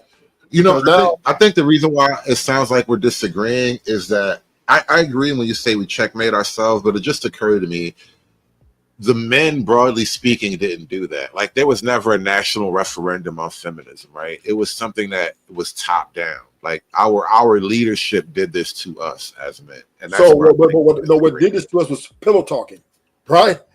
Pillow talking with our women. Yes. Let me tell you, the worst mistake men ever made, right, is when they start listening to their woman to make them better, or they start acquiescing to women's, because women was in their ear, putting that coochie on them, telling them, yeah, we need this, we need that, we need to be this. And a lot of times men resisted, but then finally they start breaking, and they broke, and they said, okay, yes, because this was. Well, let me try it like this. Finish my statement, right? This is where sexual liberation became prevalent, right? Because they had to be liberated from something. And that liberation that they was liberated from was because of the forefathers knew that these people needed to be tamed, needed to be covered with some sort of protection because they're unstable. As time went on, the pillow talking and the acquiescence to women and the worshiping of women and the catering to women, or the chivalrous of women, forked over once they gave them sexual liberation, feminism, all these things, right? We basically forked over power, right? Because now what happened? The government stepped in and started running the house. They slowly start removing the man. Now you can't check your woman, right? You can't check her. If you check her, she can call the authority and say, well, I feel threatened. He's scaring me. And they're going to come and rectify that shit and check you and make sure, even if they don't take you to prison, they're going to make sure, okay, you're on record, and this is on record. If you do not comply to, and she continues to feel this way, we're going to come and deal with you. So this was a downfall and a demise of the nuclear family, because what happened? Now the woman has a power behind her, right, that will come to her rescue. So therefore she can talk to you any kind of way. So if you try to imply or create structure in the house that's, being a man, she can refute that, and she can go against that with no problem. And she has the power behind her to challenge you. So now that is prevalent, now where we at? We're now at a standoff. Well, this is why I say the idea of male leadership, especially in like these black spaces, it's a gaslight. There is no male. Yeah. Gaslight. It's totally de facto. I mean, the de facto male leadership doesn't exist anymore. So when we talk about men in that capacity, it's totally a false conversation, because it's just set up to make the men look bad when there's no way for men to really be leaders of women at this point. What power do you have? One second. Thank you for the money, cheese, petty the dough. Do scratch, squill of paper. Thank you for the cash app, Ruthless. The de facto leadership. When I say that, what I'm saying is that you don't have no leadership, but that is the gaslight to say that you're a leader, because the person that's going to hold you accountable for that is not men, it's males. Fair enough, and I agree with that way you put it. But now let me point something out to you. This is why I have no problem with that sort of standoffish, maybe aggressive approach to women in these conversations, because, and this is why earlier I brought up that whole thing about the aunties and them, Ruthless, because women would like for men, especially black women, they would like for black men to assume that we're allies together, right? But if you're telling me that we're allies together while you're actually supported by this outside group that you're trying to set me up against, and you're also low-key using that support to take my family and to destroy the very family that I want to have, like the very idea of me leading my family is a gaslight, right? Well, doesn't that make you the enemy? Like at some point, you really do become the enemy. And it doesn't even matter if we're talking about this structural problem and the law says this and that. At a certain point, you're choosing to betray me and stab me in the back because you can. Well, the thing about that we have to realize, right? And this is a very important lesson. Money and power corrupts. And we all seen this show over and over again in men. So you can imagine a much weaker vessel.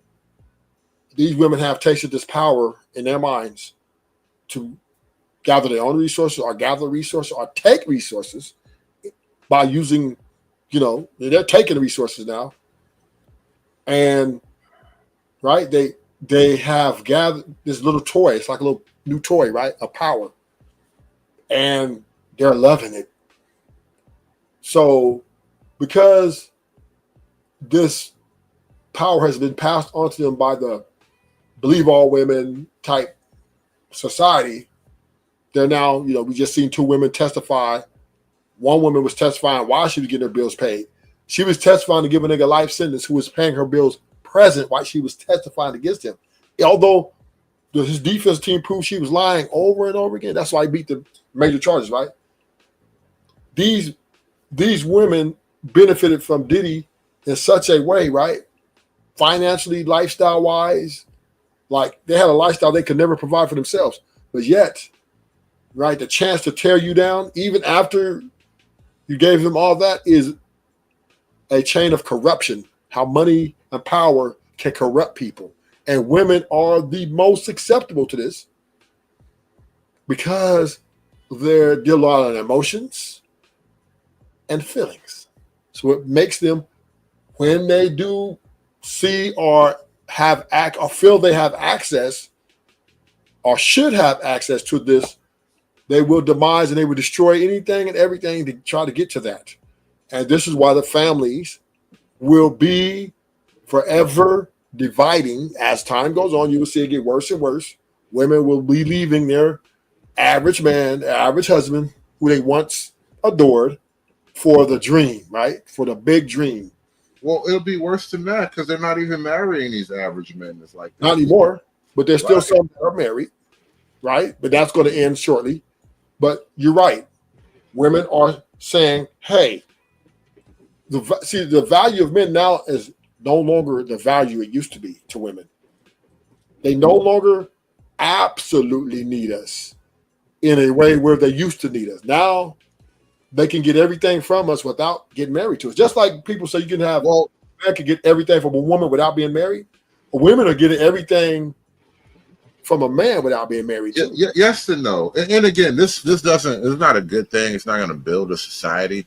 But the way men are responding now, and this is why they're mad at like the manosphere and passport bros and all these little male cultures popping up, is because a lot of the men who can't play just won't play. A lot of guys are checking out.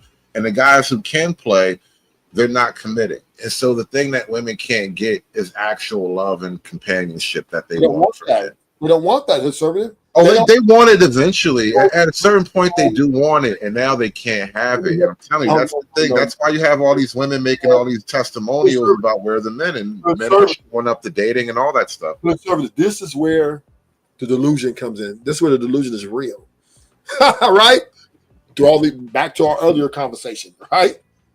Well, this is where us men are delusional because we think that because they're playing, a lot of women played roles in those days. Oh yeah, I love you. I love you too, boo. Right? We really believe that shit. Nigga, it was only for survival of the fittest. Women are incapable of love. Let me make this. This is where the happy wife, happy life came from. Because once these niggas made this deal, that contract, which marriage, what does marriage give a woman? Guarantees her access to your financial empire. Once you marry her, this is why women back in the day got married, because she wanted access, not because she wanted you, nigga. You just happen to be sexually attractive to make it all the more, right? Well, this will be better. At least he got some good deed. At least he's good looking and he's super nice. Because that means he's so nice. This is why they say, oh, he's so nice. So I can have access to that bank account to have my, and then once you didn't meet that criteria, what they do? They went and talked to you like you was some shit. You ain't never gonna be shit, broke ass motherfucker. Right? And men like, what the fuck? Right? So we got enough evidence, enough information to see that these women, because of the numbers don't lie, that these women are leaving not anymore. It ain't just cheating, even though cheating never was a real reason. That's just an excuse. These women are leaving because they're trying to upgrade. And they think if you can't get them to the place where they're happy, then they don't need you. These women do not give a fuck about men. This is why they're able to, this is why it's not good to give the women the children. You know why it's not good to give the women children? Because most women turn the children against the men. Even if he's doing everything, he ain't no good, he ain't shit. Right? Women, 96, 97 women, when they divorced their husband, they talk shit on the father. Even though they were being petty, they could have worked it out. It wasn't really that serious. She just was happy no more. But the kids was looking like, Mom, why you leave Dad? Because he ain't shit, and he ain't never been shit, and he ain't never gonna be shit. And this is why she makes you go to court to fight for extra custody, nigga. Because she don't read, she letting you know you would never was shit to me. I just used you, clown. So now that we have all the information to prove this through the divorce rate, right? Especially if they're educated, that women only always have their best interest on what they benefited from. And once the men married them and they saw this, that this is where they said, a lot of particularly men say, you know, happy wife, happy life, because they saw that, damn, I fucked up. But it's too late, right? I signed over my life. I gave all my power up to this woman when I married her. And now I got to make her happy and so that I can keep my family that I dreamed about together. This is why I've been calling dudes romantic lately, because I realize, like, talking to guys like Freezy, well, most of the guys on that channel, and it's not just Freezy, like, you go to a lot of places in Black YouTube, you know, a lot of men are very, very sympathetic to the female point of view. And I realize, like, what most guys think is that you can kind of talk women out of this position. Like I keep saying, you're not going to love them any better. And they keep trying to sell it as that, like, we just have to be better men. If you guys would be more emotionally connected, if you guys would be less, if you would cheat less, even. And none of these things matter. It's simply the balance of power has been radically altered, and there's no way to romance yourself out of that reality. And a nigga like me could come in and fuck your wife when you're at work, working them 60 hours a week because you ain't there. And I come and mow the lawn once a week, and I got a chance to shoot my shot. And she tooted it up. She showing that thing out because she like, what's good? I need something. This nigga here work too much. But you have no choice, right, to meet her demands. You doing this all for her. But she's like to the guy who lined with the $15 an hour job, come toot this thing up. Bam. And then you go on Maury Povich, you're not the father, right? So the same sentiment about how father had a family on the other side of railroad tracks, the women were getting fucked by the milkman and the gardeners back in the day. So this shit has never, women have always been hypergamous in what they want and putting their happiness first. This is why they're not the best parents. This is why a single mom shouldn't get those kids right away. We need to be carefully evaluating, because I think women are, in my opinion, if the women get the kids, everybody loses, because the man has to pay, and then she doesn't even want to let him visit the kids. Right? All these things we gotta go through to jump through these loops. And as soon as another nigga come in with big dick, nigga, you like, she don't even want to even you come around. She really just wish you disappeared. And she wants stepdad, the new dad she hired, that that she took his application and he passed the application process, right? And then she's gonna run this nigga, and this nigga's gonna break it down. Oh, yes, baby, whatever you want. I'll give you the fucking world. Yeah, you gonna take care of this kid, badass kid? Yeah, okay, cool. So, bottom line is checkmate. Checkmate, nigga. We checkmated ourselves by catering, chivalry, paying for our, these things. The women are the god, the black women god, the women goddesses. These are crazy annotations, and we are actually, a lot of these men, I'm not saying everybody, there's a few outliers here, so I'm not saying you, but there are a lot of men out here, they're black women's god, right? Well, this is why I get in trouble. This is why I get in trouble arguing on these panels with dudes. And I keep mentioning Freezy because that's why I've been doing a lot of content lately. Well, I've been getting a lot of content from there lately because most of the time when I get into these spats, like I go back over it, like, look how these niggas be tripping.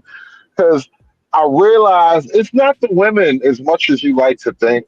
The women don't have the intellectual capacity to argue their position the way men argue for women. And so women don't really push back the way the men push back at me. And either most of the men, because the points are sound, most of the men don't have the same intellectual leg to stand on, and it just turns into this dick measuring contest that, oh, I'll fly out and fuck you up and all of that. You don't get no bit. Oh, it turns into all this other nonsensical stuff.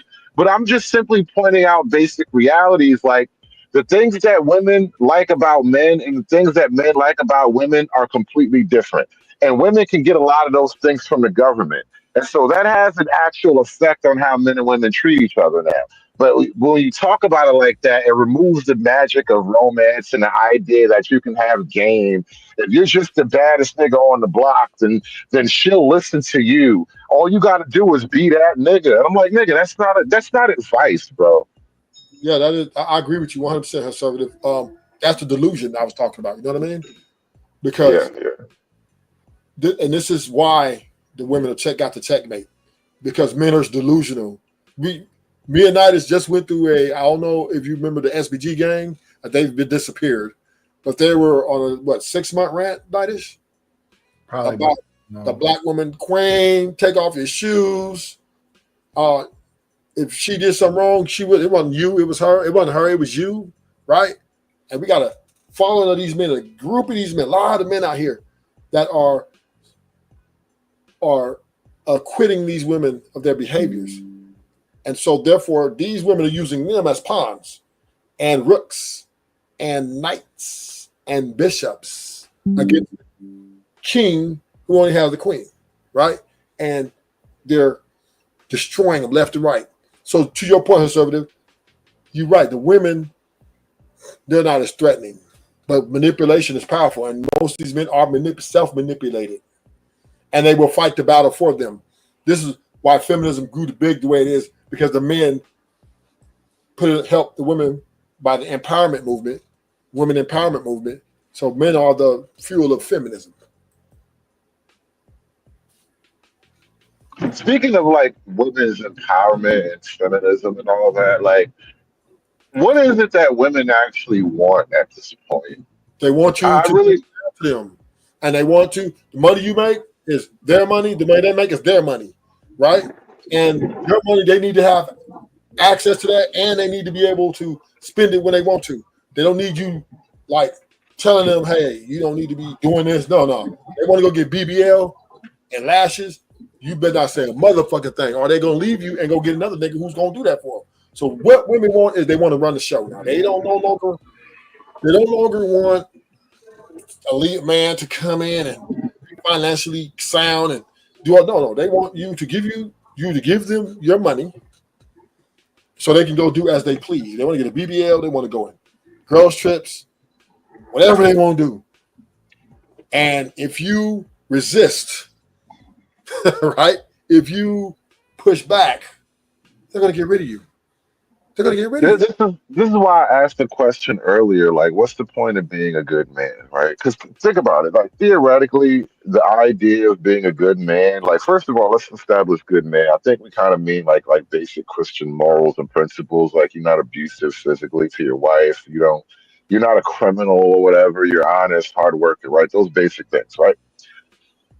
If you're not building toward a wife and children, which in and of itself is building toward like a stable, productive society, if you're taking those things off the table for the vast majority of men, like the 80% of the 80-20 rule, like if 80% of those men don't really have a solid crack at that, then what's the value of being a good man at this point? Like you're literally encouraging people to just become amoral savages because why not?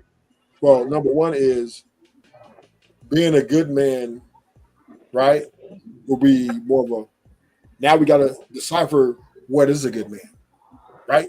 Now, a good man to us, or what we view as a good man is one thing. What the women view as a good man is totally two different things. Yeah, I know, but we're not talking about women. Now, that's why I laid out my argument from the Bible because that's not a woman-centric thing. Let me finish though, right? The way women look as a good man is the one that's forking over the funds and listen to what she says and cater to her feelings and her emotions and dick control, right?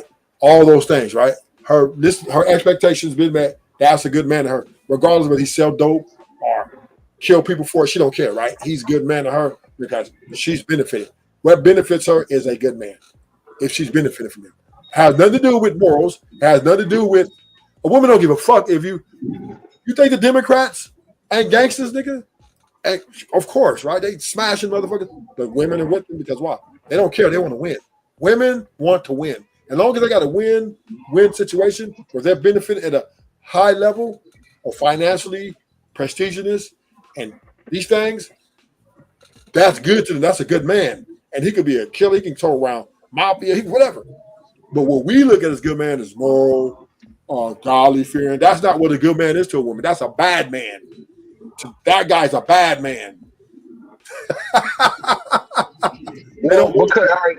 It goes back to the idea of control. That's really what makes them bad from their perspective. Like, think about the color purple. Like, that's the quintessential negative black male archetype, right? Where you got Danny Glover's character, Miss Becton. And the idea that you wanting to have a level of control over your woman and your family and the family dynamic, it automatically makes you a bad guy because from the modern perspective, you're not supposed to want control. But the thing is, how do you sell men on this position of like ultimate sacrifice where you have nothing to offer them? Really, but control over the family was your ultimate prize anyway. It's not like you were ever going to hit the lottery or whatever. It's not like raising a family and being responsible for your women and children was going to make you $1 million, but you got the prize of being the man of your family. And that was prize enough for most men, it seemed like. And so now when you remove that, how do you sell this to men now? This is why I struggle with like the pro-black sort of conversation because the people who consider themselves pro-black, but they also hate like the manosphere argument, the red pill guys, they don't have anything to offer. They have nothing to counter the argument with except for you're bad, you're mean. I don't care if I'm mean. I want what I want. And you can't offer me anything. It doesn't matter if you think I'm mean. You're really trying to abuse me by not offering me anything. So don't need to sell nothing. Men gonna sell themselves, right? We sell ourselves up the river, right? We send ourselves up the river, right? Look at you. You think Tom Brady really want to get divorced? You know how embarrassing that was to him. But she sold him up the river, and he fed for the dream, he bit for the dream, and she crushed him in the end. So you don't have to sell men on nothing. Men, majority of men think marriage is the icing on the cake. They think marrying these women is the epitome of life itself, right? Get all this money, all this clout, all this material things. What bitch can I share this with? But not knowing she's a bitch for real. And then you have kids with her. See, the thing. Well, this is why the idea of relationships are cooked, though, because look, what is dating if marriage doesn't really apply in modern culture? Dating is just like some kind of extended prostitution deal, because if marriage isn't really on the table, and I mean traditional marriage, because men are running from the Tom Brady solution. Always been a prostitution.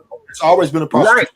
Right. So, like, what is it really? And this is why the relationships are kind of fading away. Like, the whole dating scenario is ugly right now because, like, what's the point of it all? No. So it's okay because procreation has to happen. The human race got to go forward, right? So those things are okay. Those are never going to change. What men have to learn, right, and stop being delusional, or at least try to come out of that illusion, is that the thing they're marrying or the thing that they're planning to live their life with can switch up on them at any time. There's no guarantees for this. You don't understand. I don't think you can ever point to a historical example of a civilization where the men were somehow apart from the women. There's nothing you can point to. This only happens in a state of war and devastation. And even then, the people tend to come together. Yeah. So, like, I don't know what we're headed for. This is why I keep saying this is why things are dying, and it has nothing to do with guys in their podcast talking about women. This is a very structural problem. I think where we're headed to is we got a new sheriff in town called the woman, and a lot of men, particularly average men, will be bitches in their houses. That's what we're headed to. That's no house, bro. That is no house. That's literally like primitive culture again. This is why when I was talking about it, this is the long house. This is the old school matriarchal goddess worship cult. Like, this is a primitive form of culture, and then, like, nobody wants to go back to that. But I mean, maybe we will, right? I don't know. I'm not in charge of anything. Conservative, because, and I'm agreeing with you, right? I'm not even saying you're wrong, but because we're so divided, right? We're not a monolith. That as long as we stay divided, we will be conquered. Well, you keep saying men, and let me fill this out a little bit. It's not men, bro. This is a plan from like the elites. This is where you get to like the conspiracy theory stuff, Illuminati stuff, and all that. This is not men. Men didn't choose this. Men don't want their daughters going to college to play basketball with lesbians and shit. There's never a thing on a man's agenda. This is what the modern world has presented to the average man. And what is the average man supposed to do? Well, I have to disagree with you on that.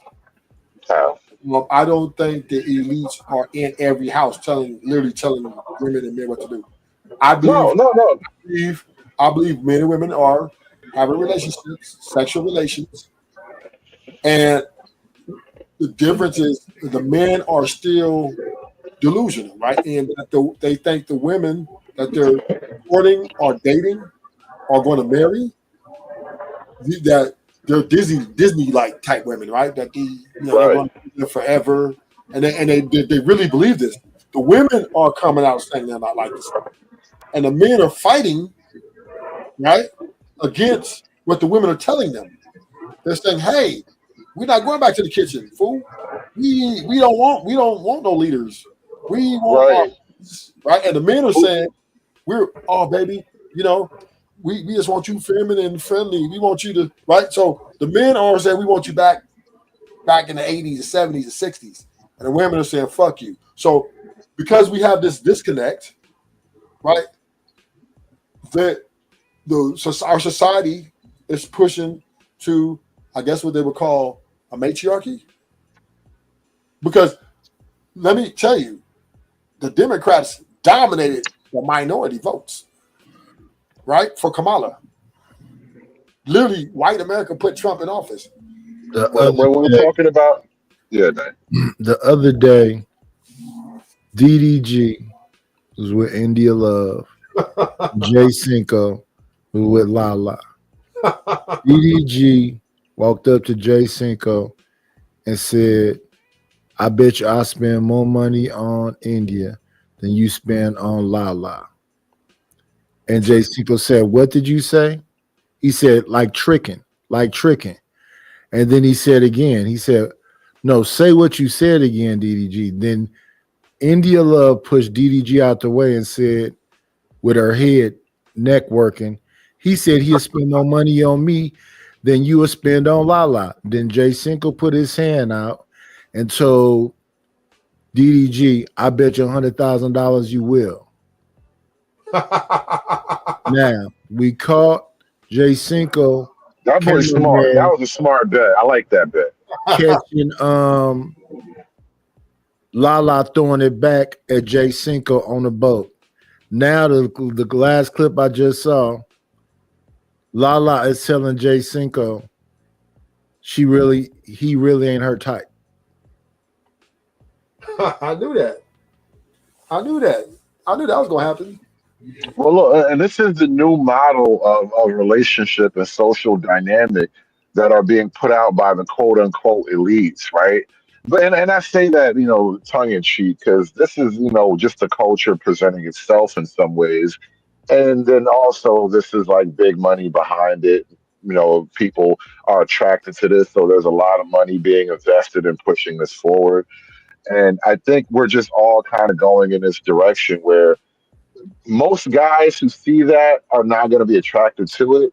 And then the kinds of people who'll be attracted to that aren't the kinds of guys that women will say they want. They'll smash them here and there, but they're not going to be like, we want these guys. Those would be the same niggas that be like, oh, you niggas ain't shit. You men don't take care of your responsibilities, blah, blah, blah. Those would be the men left in the pool. This is why earlier, and we didn't really get to have it out, but when I brought up the idea of the players' guilt thing, right? You got a lot of guys in this anti-manosphere space who, on the one hand, talk as if we can't say nothing bad about the women, but you are the guy who was running through the women that we're talking bad about. So you're defending all the women that you ruined, basically. And now you act like we're not supposed to say nothing, or we're just as bad as you, even though statistically 80-20 rule. Most guys don't get to do that.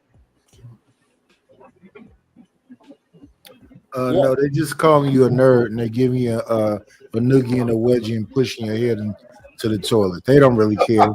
They just know that the women like to see them be bullies. Right. So it's not even about whether you're right or wrong. It's you fronting for the bitches all over again because that's all you've ever done in your life. So that's how these conversations play out. See, so the thing about it is, right? Bottom line is either you're gonna pay to play or get the fuck out the way. Simple. Simple. There's no. This is not negotiable. It's just no way that we're gonna go back and turn back the clock of time. I don't give a fuck how many conversations you have. It's too many. What's all the conversations for?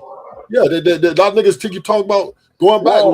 Having the conversation. You got fucking Ali thinking that he's gonna bring these women back to the 60s, right? You got a whole bunch of niggas on here thinking that they're gonna put these women back in the roles they used to be in, and this shit is not happening.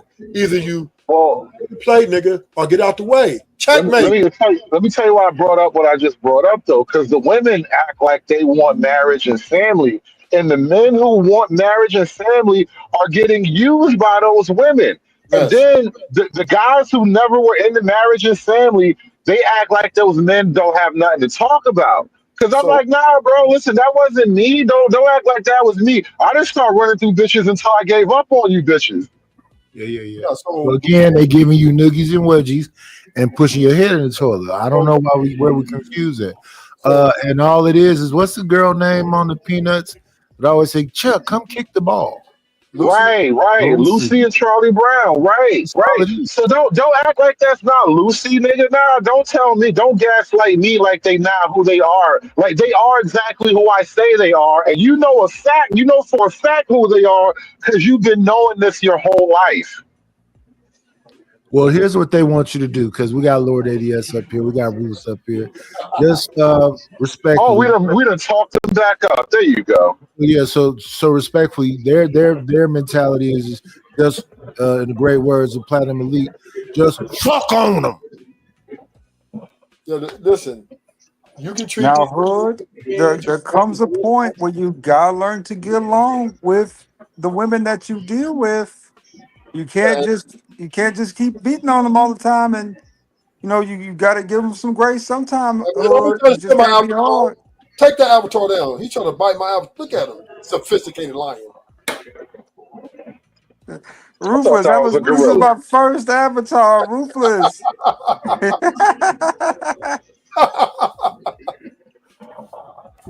You try to sophisticate me. Don't try to sophisticate me, nigga. But no. That's not sophisticate. That's domesticated. Oh, that's even worse, right? Damn. Yeah. I think the grace you're talking about is better applied when you're trying to be in love, bro. When you're trying to have sex, you don't need that grace. What is a lion without its mane? A female. So, conservative, to your point, and this is the last statement I'm gonna make on this subject.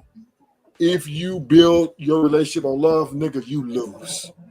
I gotta build it on love. I gotta lie to myself and say, even if it's a lie, like fucking Nikki Giovanni and James Baldwin would say, I gotta lie and say this is love. I can't just be in a robotic, just empty. We just. But hold on. You can be fake. She could be fake, but I want my heart to be broken. I want to be so. You want your heart to be broken? Why do you want that? I mean, if you were 20, I would want that for you as a 20-year-old. But now you're not 20 anymore. You're an adult. Why do you still want that? My heart is not going to be broken. Right, because you're an adult now. You know you're playing the game now. You understand the game, so you're willing to play it. I want to be emotionally invested. I don't want to be no fake. I mean, they could be fake because they just have to be good fake. Like Nikki said. Why do you want fake though? Why do you settle for fake? I don't believe they can be anything else. I don't believe people can be these things. Okay. All these people that talk all this super religious stuff, every single thing. I just think they pump faking. Now we're being real. So they dangerous as fuck and they pump faking. I think I'm with you. This is how far I'm willing to meet you. I want to love a woman with my mind, but not my heart. Oh, okay. You keep doing that, they're gonna drag you.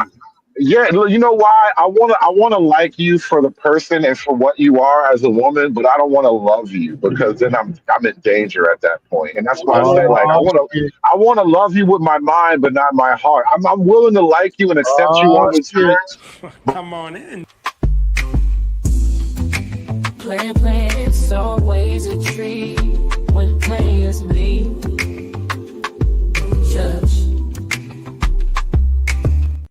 Every time I think I'm out, they pull me right back in. What's up, Speakeasy? How's everyone doing? Good evening. Speakeasy, what you 50? What? What's that? You like 50? 50 Cent? Are you 50 years old? Oh no. It's a young dude. Okay. I was asked. No. I'm 33. Oh, okay. You're a young man. Yeah. I was listening in. I was interested in this conversation. Checkmate. The conversations, men have been checkmated. Checkmate, nigga. You think so? No again, doubt. that's why I said you have to love with your mind, but not your heart. Listen. We checkmated ourselves. We gave all this power to them. Oh, happy wife, happy life. Oh, Babyface and After 7 and all the Jodeci, forever my lady. Ooh, you're like a dream. You know what I'm saying? So the happy wife, happy life thing is more of like for yourself, not. Yeah, well, but it's nobody wants to hear a nagging woman, right? That's what that's about. Right. Not just the nagging woman, but it's that nagging is power in the house. Most women will nag when they're upset, right? Yeah, because we agree that if your woman nags you, she's defying your power. I Yeah, think sure. for men, She could be attempting to, sure. And So if for men to you're a just to man, you concede put them that. So back let me in have that this place, conversation right? real quick, conservative. So if you imply in your household, right, certain rules of structure, right, Yeah. and she nags back at you, that is a direct attack on your ego, correct? An attack? No, I just say it's in a woman's nature to be No, emotional. no, I understand that, but just for the sake of being a man and leader of your house, when someone pushes back on something that's practical, that is a direct attack on ego. Do you agree with that? No, again, I think it's an emotional response. It doesn't Same matter. way, like It's still, children. no. I'm not asking you to define. Well, so just if I'm just talking about the how same way children, right? Children will defy your no. actions, What I'm but they're saying. not attacking your ego. Speak easy. Listen to what I'm saying. I know that I understand how we solve the problem, right? You're problem solvers. I'm talking about the direct impulse, right? When you're walking in from work, you paid all this money so that the house can be in order, so that she and the kids can, be well off. And she tells you, I think this, that, and this, and I don't think your rules should apply this to me. Do that in your mind is a direct attack on your ego, correct? He keeps saying no. I know. I said no, dude. I just think this is an emotional response. No, but so then, if it's not an attack, then you're saying that you're with it, that you're saying it's okay. No, I Okay, don't have so to which be, one is it? It's I got don't to have be to one or be the other. okay with something for it to not be an attack. It doesn't have to. Speak easy. You have to be one or the other. It's got to be an attack, or you got to No, it doesn't have to be one or the other. It It's doesn't have because to be. listen, if I'm you're okay with it or it's an attack. speak easy, if you're paying all the bills, right? If you're paying all the bills, Yeah. the high earner, right? Yeah. And you're giving her this lifestyle, right? And He understands that. He's saying no. I know that. But I'm going another way with it. And you lay all the structure down. So It's still going to be no. Right? Do you think that your woman should have the audacity to challenge you? Do I think she should have the audacity to challenge you? Well, no, Yes. like a good woman's gonna take the lead of her man, of course. So that's what you want then. You want her to lead you. That's not what he said. She had a good woman take lead of her man. So no. Take like as in like follow the lead. Maybe I worded it. Okay. So don't. What I'm saying is, we know in theory and in utopia, we know that a woman's supposed to take lead, follow behind a man. I'm saying if she's resisting, if she's pushing back against your leadership, are you taking An emotional response? Are you taking that lightly? Or are you taking that as something you need to deal with? No, I correct it. I would correct it. Right Okay, so away. then it is an attack then. Well, no, it's not an attack. Yes, it is. If you're correcting, it's easy. If you're correct, like a child, right?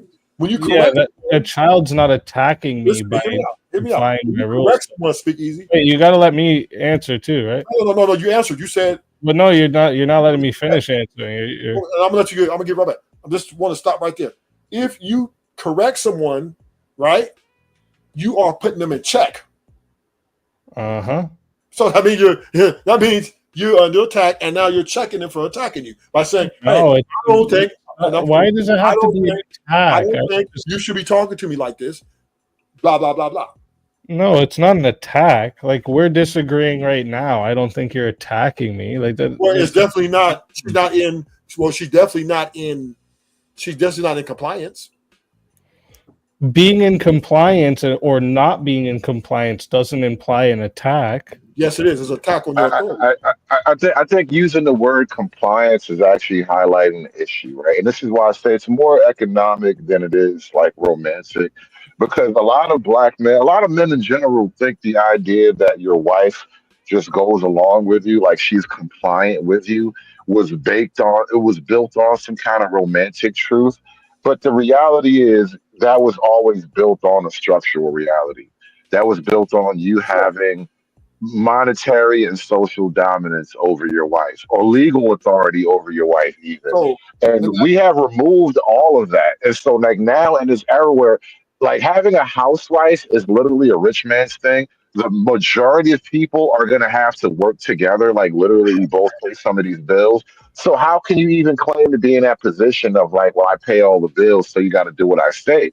So Why we would still Well, it's not expect. impossible. It's just you have to sacrifice a lot. Like for Well, no, but we expect automatic compliance when there's no room for it. Is my point though? We expect automatic compliance when we don't have the groundwork for it at all. You really can't expect well, that's submission the or a woman to perform as a wife I who's just be not a saying this shit. wife. It'd be just like, do y'all hear this? Y'all repeating yourselves?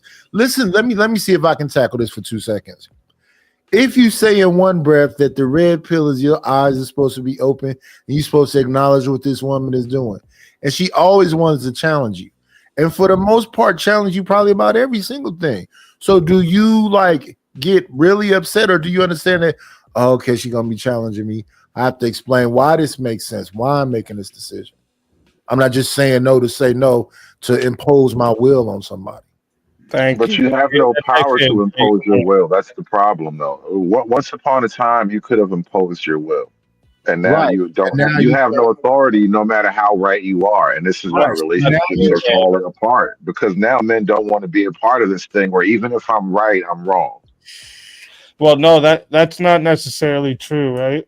So it would depend on like I would say this is on an individual basis. Like, yeah, you're right. There's a lot of women, especially in this modern day, that have been affected by feminism, and they have this idea that there's no roles amongst the sexes, and women can be just like men, or we're interchangeable widgets. I get that, but that's not the whole of women. And if you keep your standard to what you want, that's the type of woman you're going to find, right?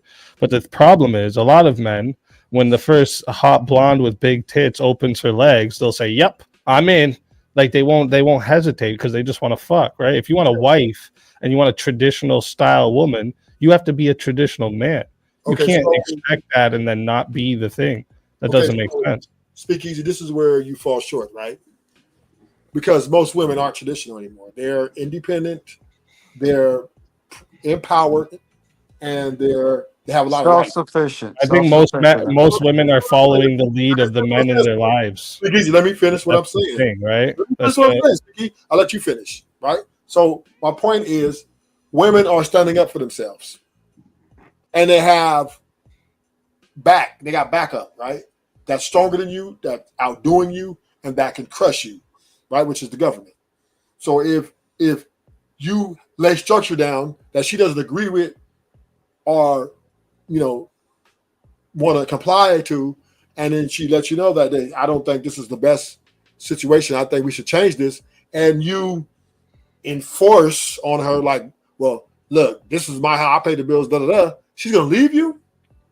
Let her fucking leave then. Yeah, like and what?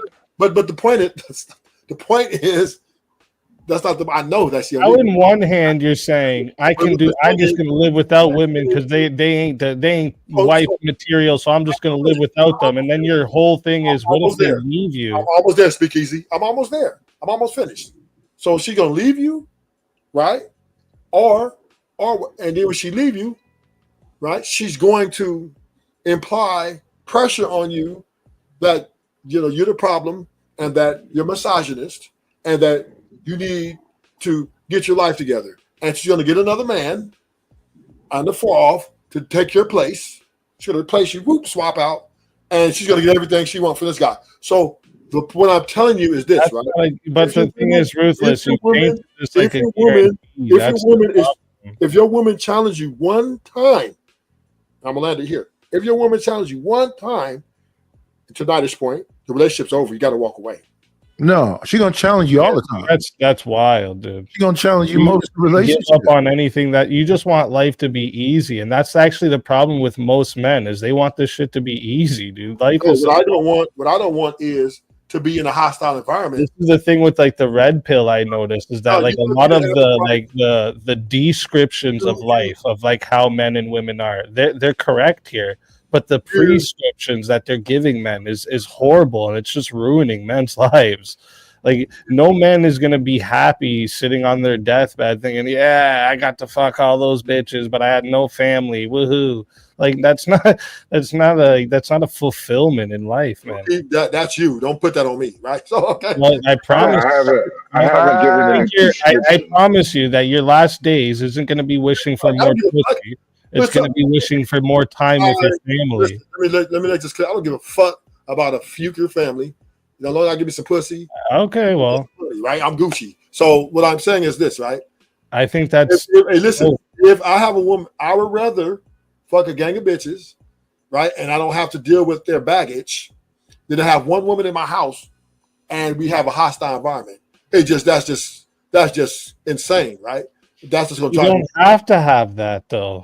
Like, this is the thing. You're painting it as a guarantee, Ruthless. This is the thing I'm not understanding. Is you're painting it as a guarantee. Easy. Why do you keep cutting me off, right? You're not listening to what I just said. I know I fucking don't have to. Well, you cut me off plenty of times. What I'm saying, speak easy, is I'm telling you, what I'm saying is it's better because you've got me the statement saying, "Oh, well, man's going to be happy because you're going to fuck all the bitches." Well, we know that a lot of men are happy because they can't fuck a lot of bitches. We understand that, right? Every man can't have multiple sex partners of their liking, right? Unless they're fucking like fat, ugly women. But I understand that these men. Yeah, but that's the problem. Men making their lives all about how many women they can have sex with, or making it all about sex to begin with. Y'all watching too much porn and shit, man. It's just ridiculous. Women are sexual creatures. What is so special, bro? You bust a nut and then what? Yes, because it feels good when I bust. And it feels good, cool. So does doing heroin, but I'm not gonna go bang heroin needles. Like, that doesn't make any sense. That's on you, heroin.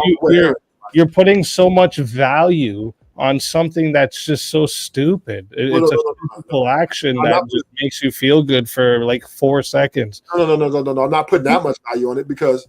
Well, you are, because you're saying that. If I'm gonna be happier fucking a lot of bitches.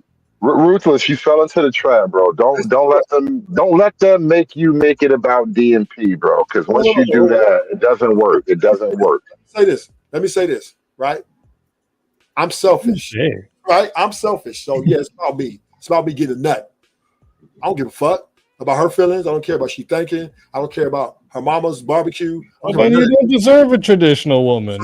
So who cares then? Why are you crying about that's kind of not the point. A traditional woman. I'm not looking for a traditional woman. And nobody's preaching for a traditional woman, but his selfish desires are not really the point either. To myself. It sounded like it. It sounded like you guys were saying there's no traditional women left. And this, well, if you don't want traditional women, who cares? Speak easy. You came in this conversation when we were pushing women, right? Talking about their behaviors. So we mean you could go off the panel if you don't like that. We not looking for traditional women, right? Well, I mean, dude, listen, all I want off the panel if you don't like me questioning what you're talking about. That's just like all I want a woman for is sex and trophy piece. That's it. That's all you want women for? Well, look, speak easy. If we don't live in a traditional environment, then what is the point of selling tradition to men? Wait, a traditional environment? What do you mean by that? What do you mean? Do you think we live in the 50s? We don't live in a traditional environment. How so? Well, I live in my household is a patriarch, and the same with the world we live in. You know who gives you? How is the world a patriarchy? I'm gonna give it to you right now. That your rights, the fact that you're able to have rights, comes from men. Mm-hmm. Right, so that's a patriarch. Men run this shit, right? Men hold the whole infrastructure together. Men are the fucking protectors. Men are the ones going overseas and taking out everyone so that we can live comfortably. Men are the one that give us our rights. It's a that just makes men. That just makes men responsible. That just makes men responsible. So what does this patriarchy do for men? What do you mean? What does it do for men? So men are the ones who keep it together. You wanted me to let you finish. Let me get the question off now. You asked if you say that men uphold this patriarchy, what does this patriarchy do for men that uphold it? All right, so the patriarchy isn't meant to like made or something for to give something to men. If it doesn't benefit just men, how how is the it a world is, patriarchy? right? If it doesn't benefit men, how is it a patriarchy? Patriarchy doesn't mean benefits men. That's not what patriarchy means. Listen, when men lead or are in charge, it typically means that men get the benefit of Yeah, it. But exactly. So do you somehow think you're of saying that men? men are in charge, but there's no benefit. You're telling me So that do you men are in think men charge, that but are men in are not charge reaping have the any benefit. benefits? I don't think men are in charge like you say, and I certainly don't Really? believe men are reaping the benefits. Is the You president a can't woman? even. Come on in. Plan, it's always a treat when players leave.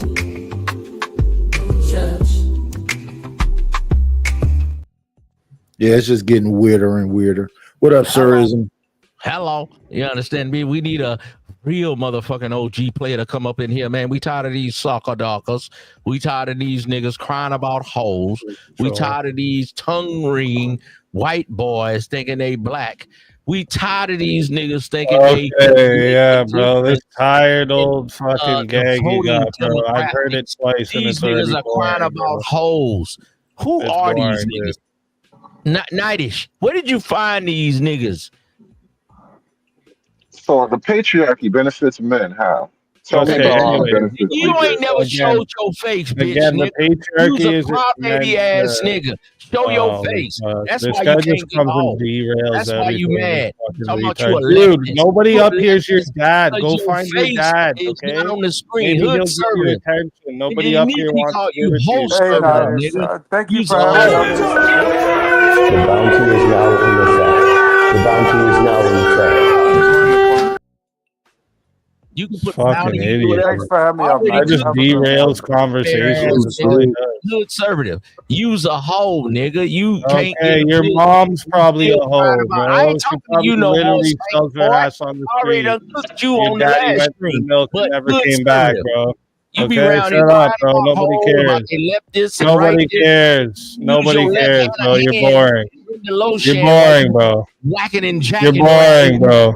Get a bitch. You're boring. I ain't talking to you. I'm talking to hood Yeah, conservative. well, I'm talking to you. You're boring. Shut up.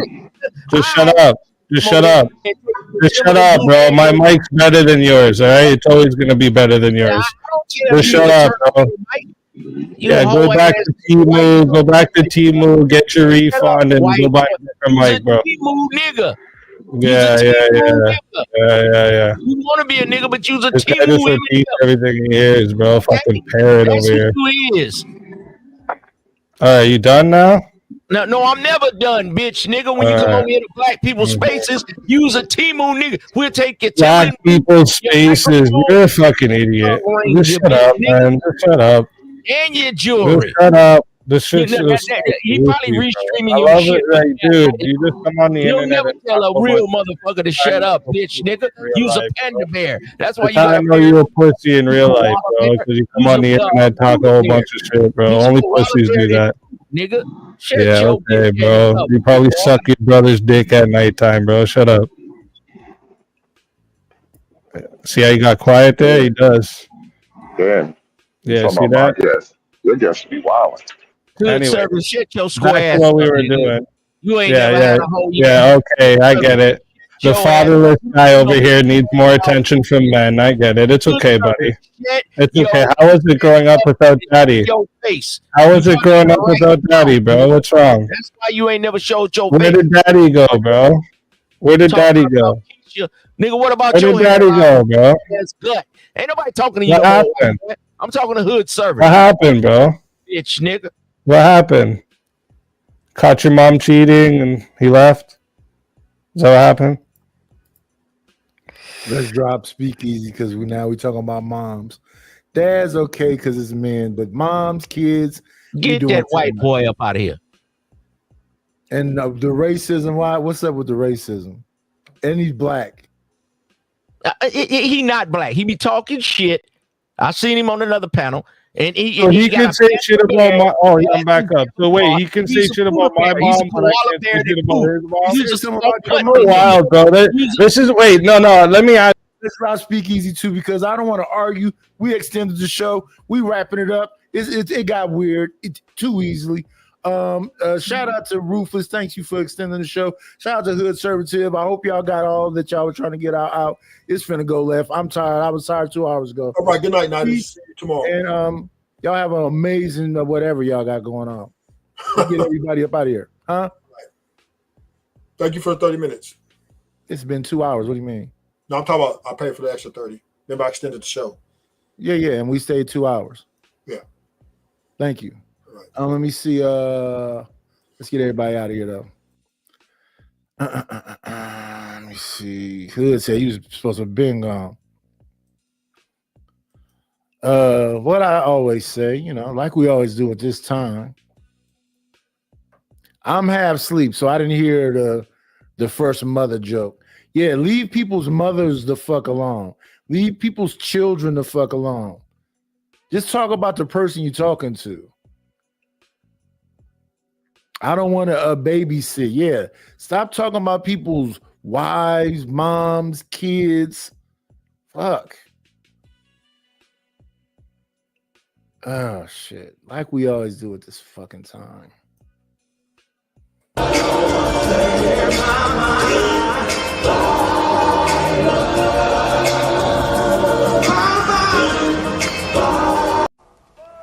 We'll shut this motherfucker down! That's all, folks.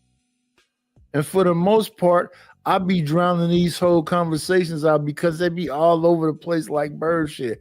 I don't want to talk about doom and gloom like there's no other. Come on, y'all. Can't be that bad. Have some hope still. Damn.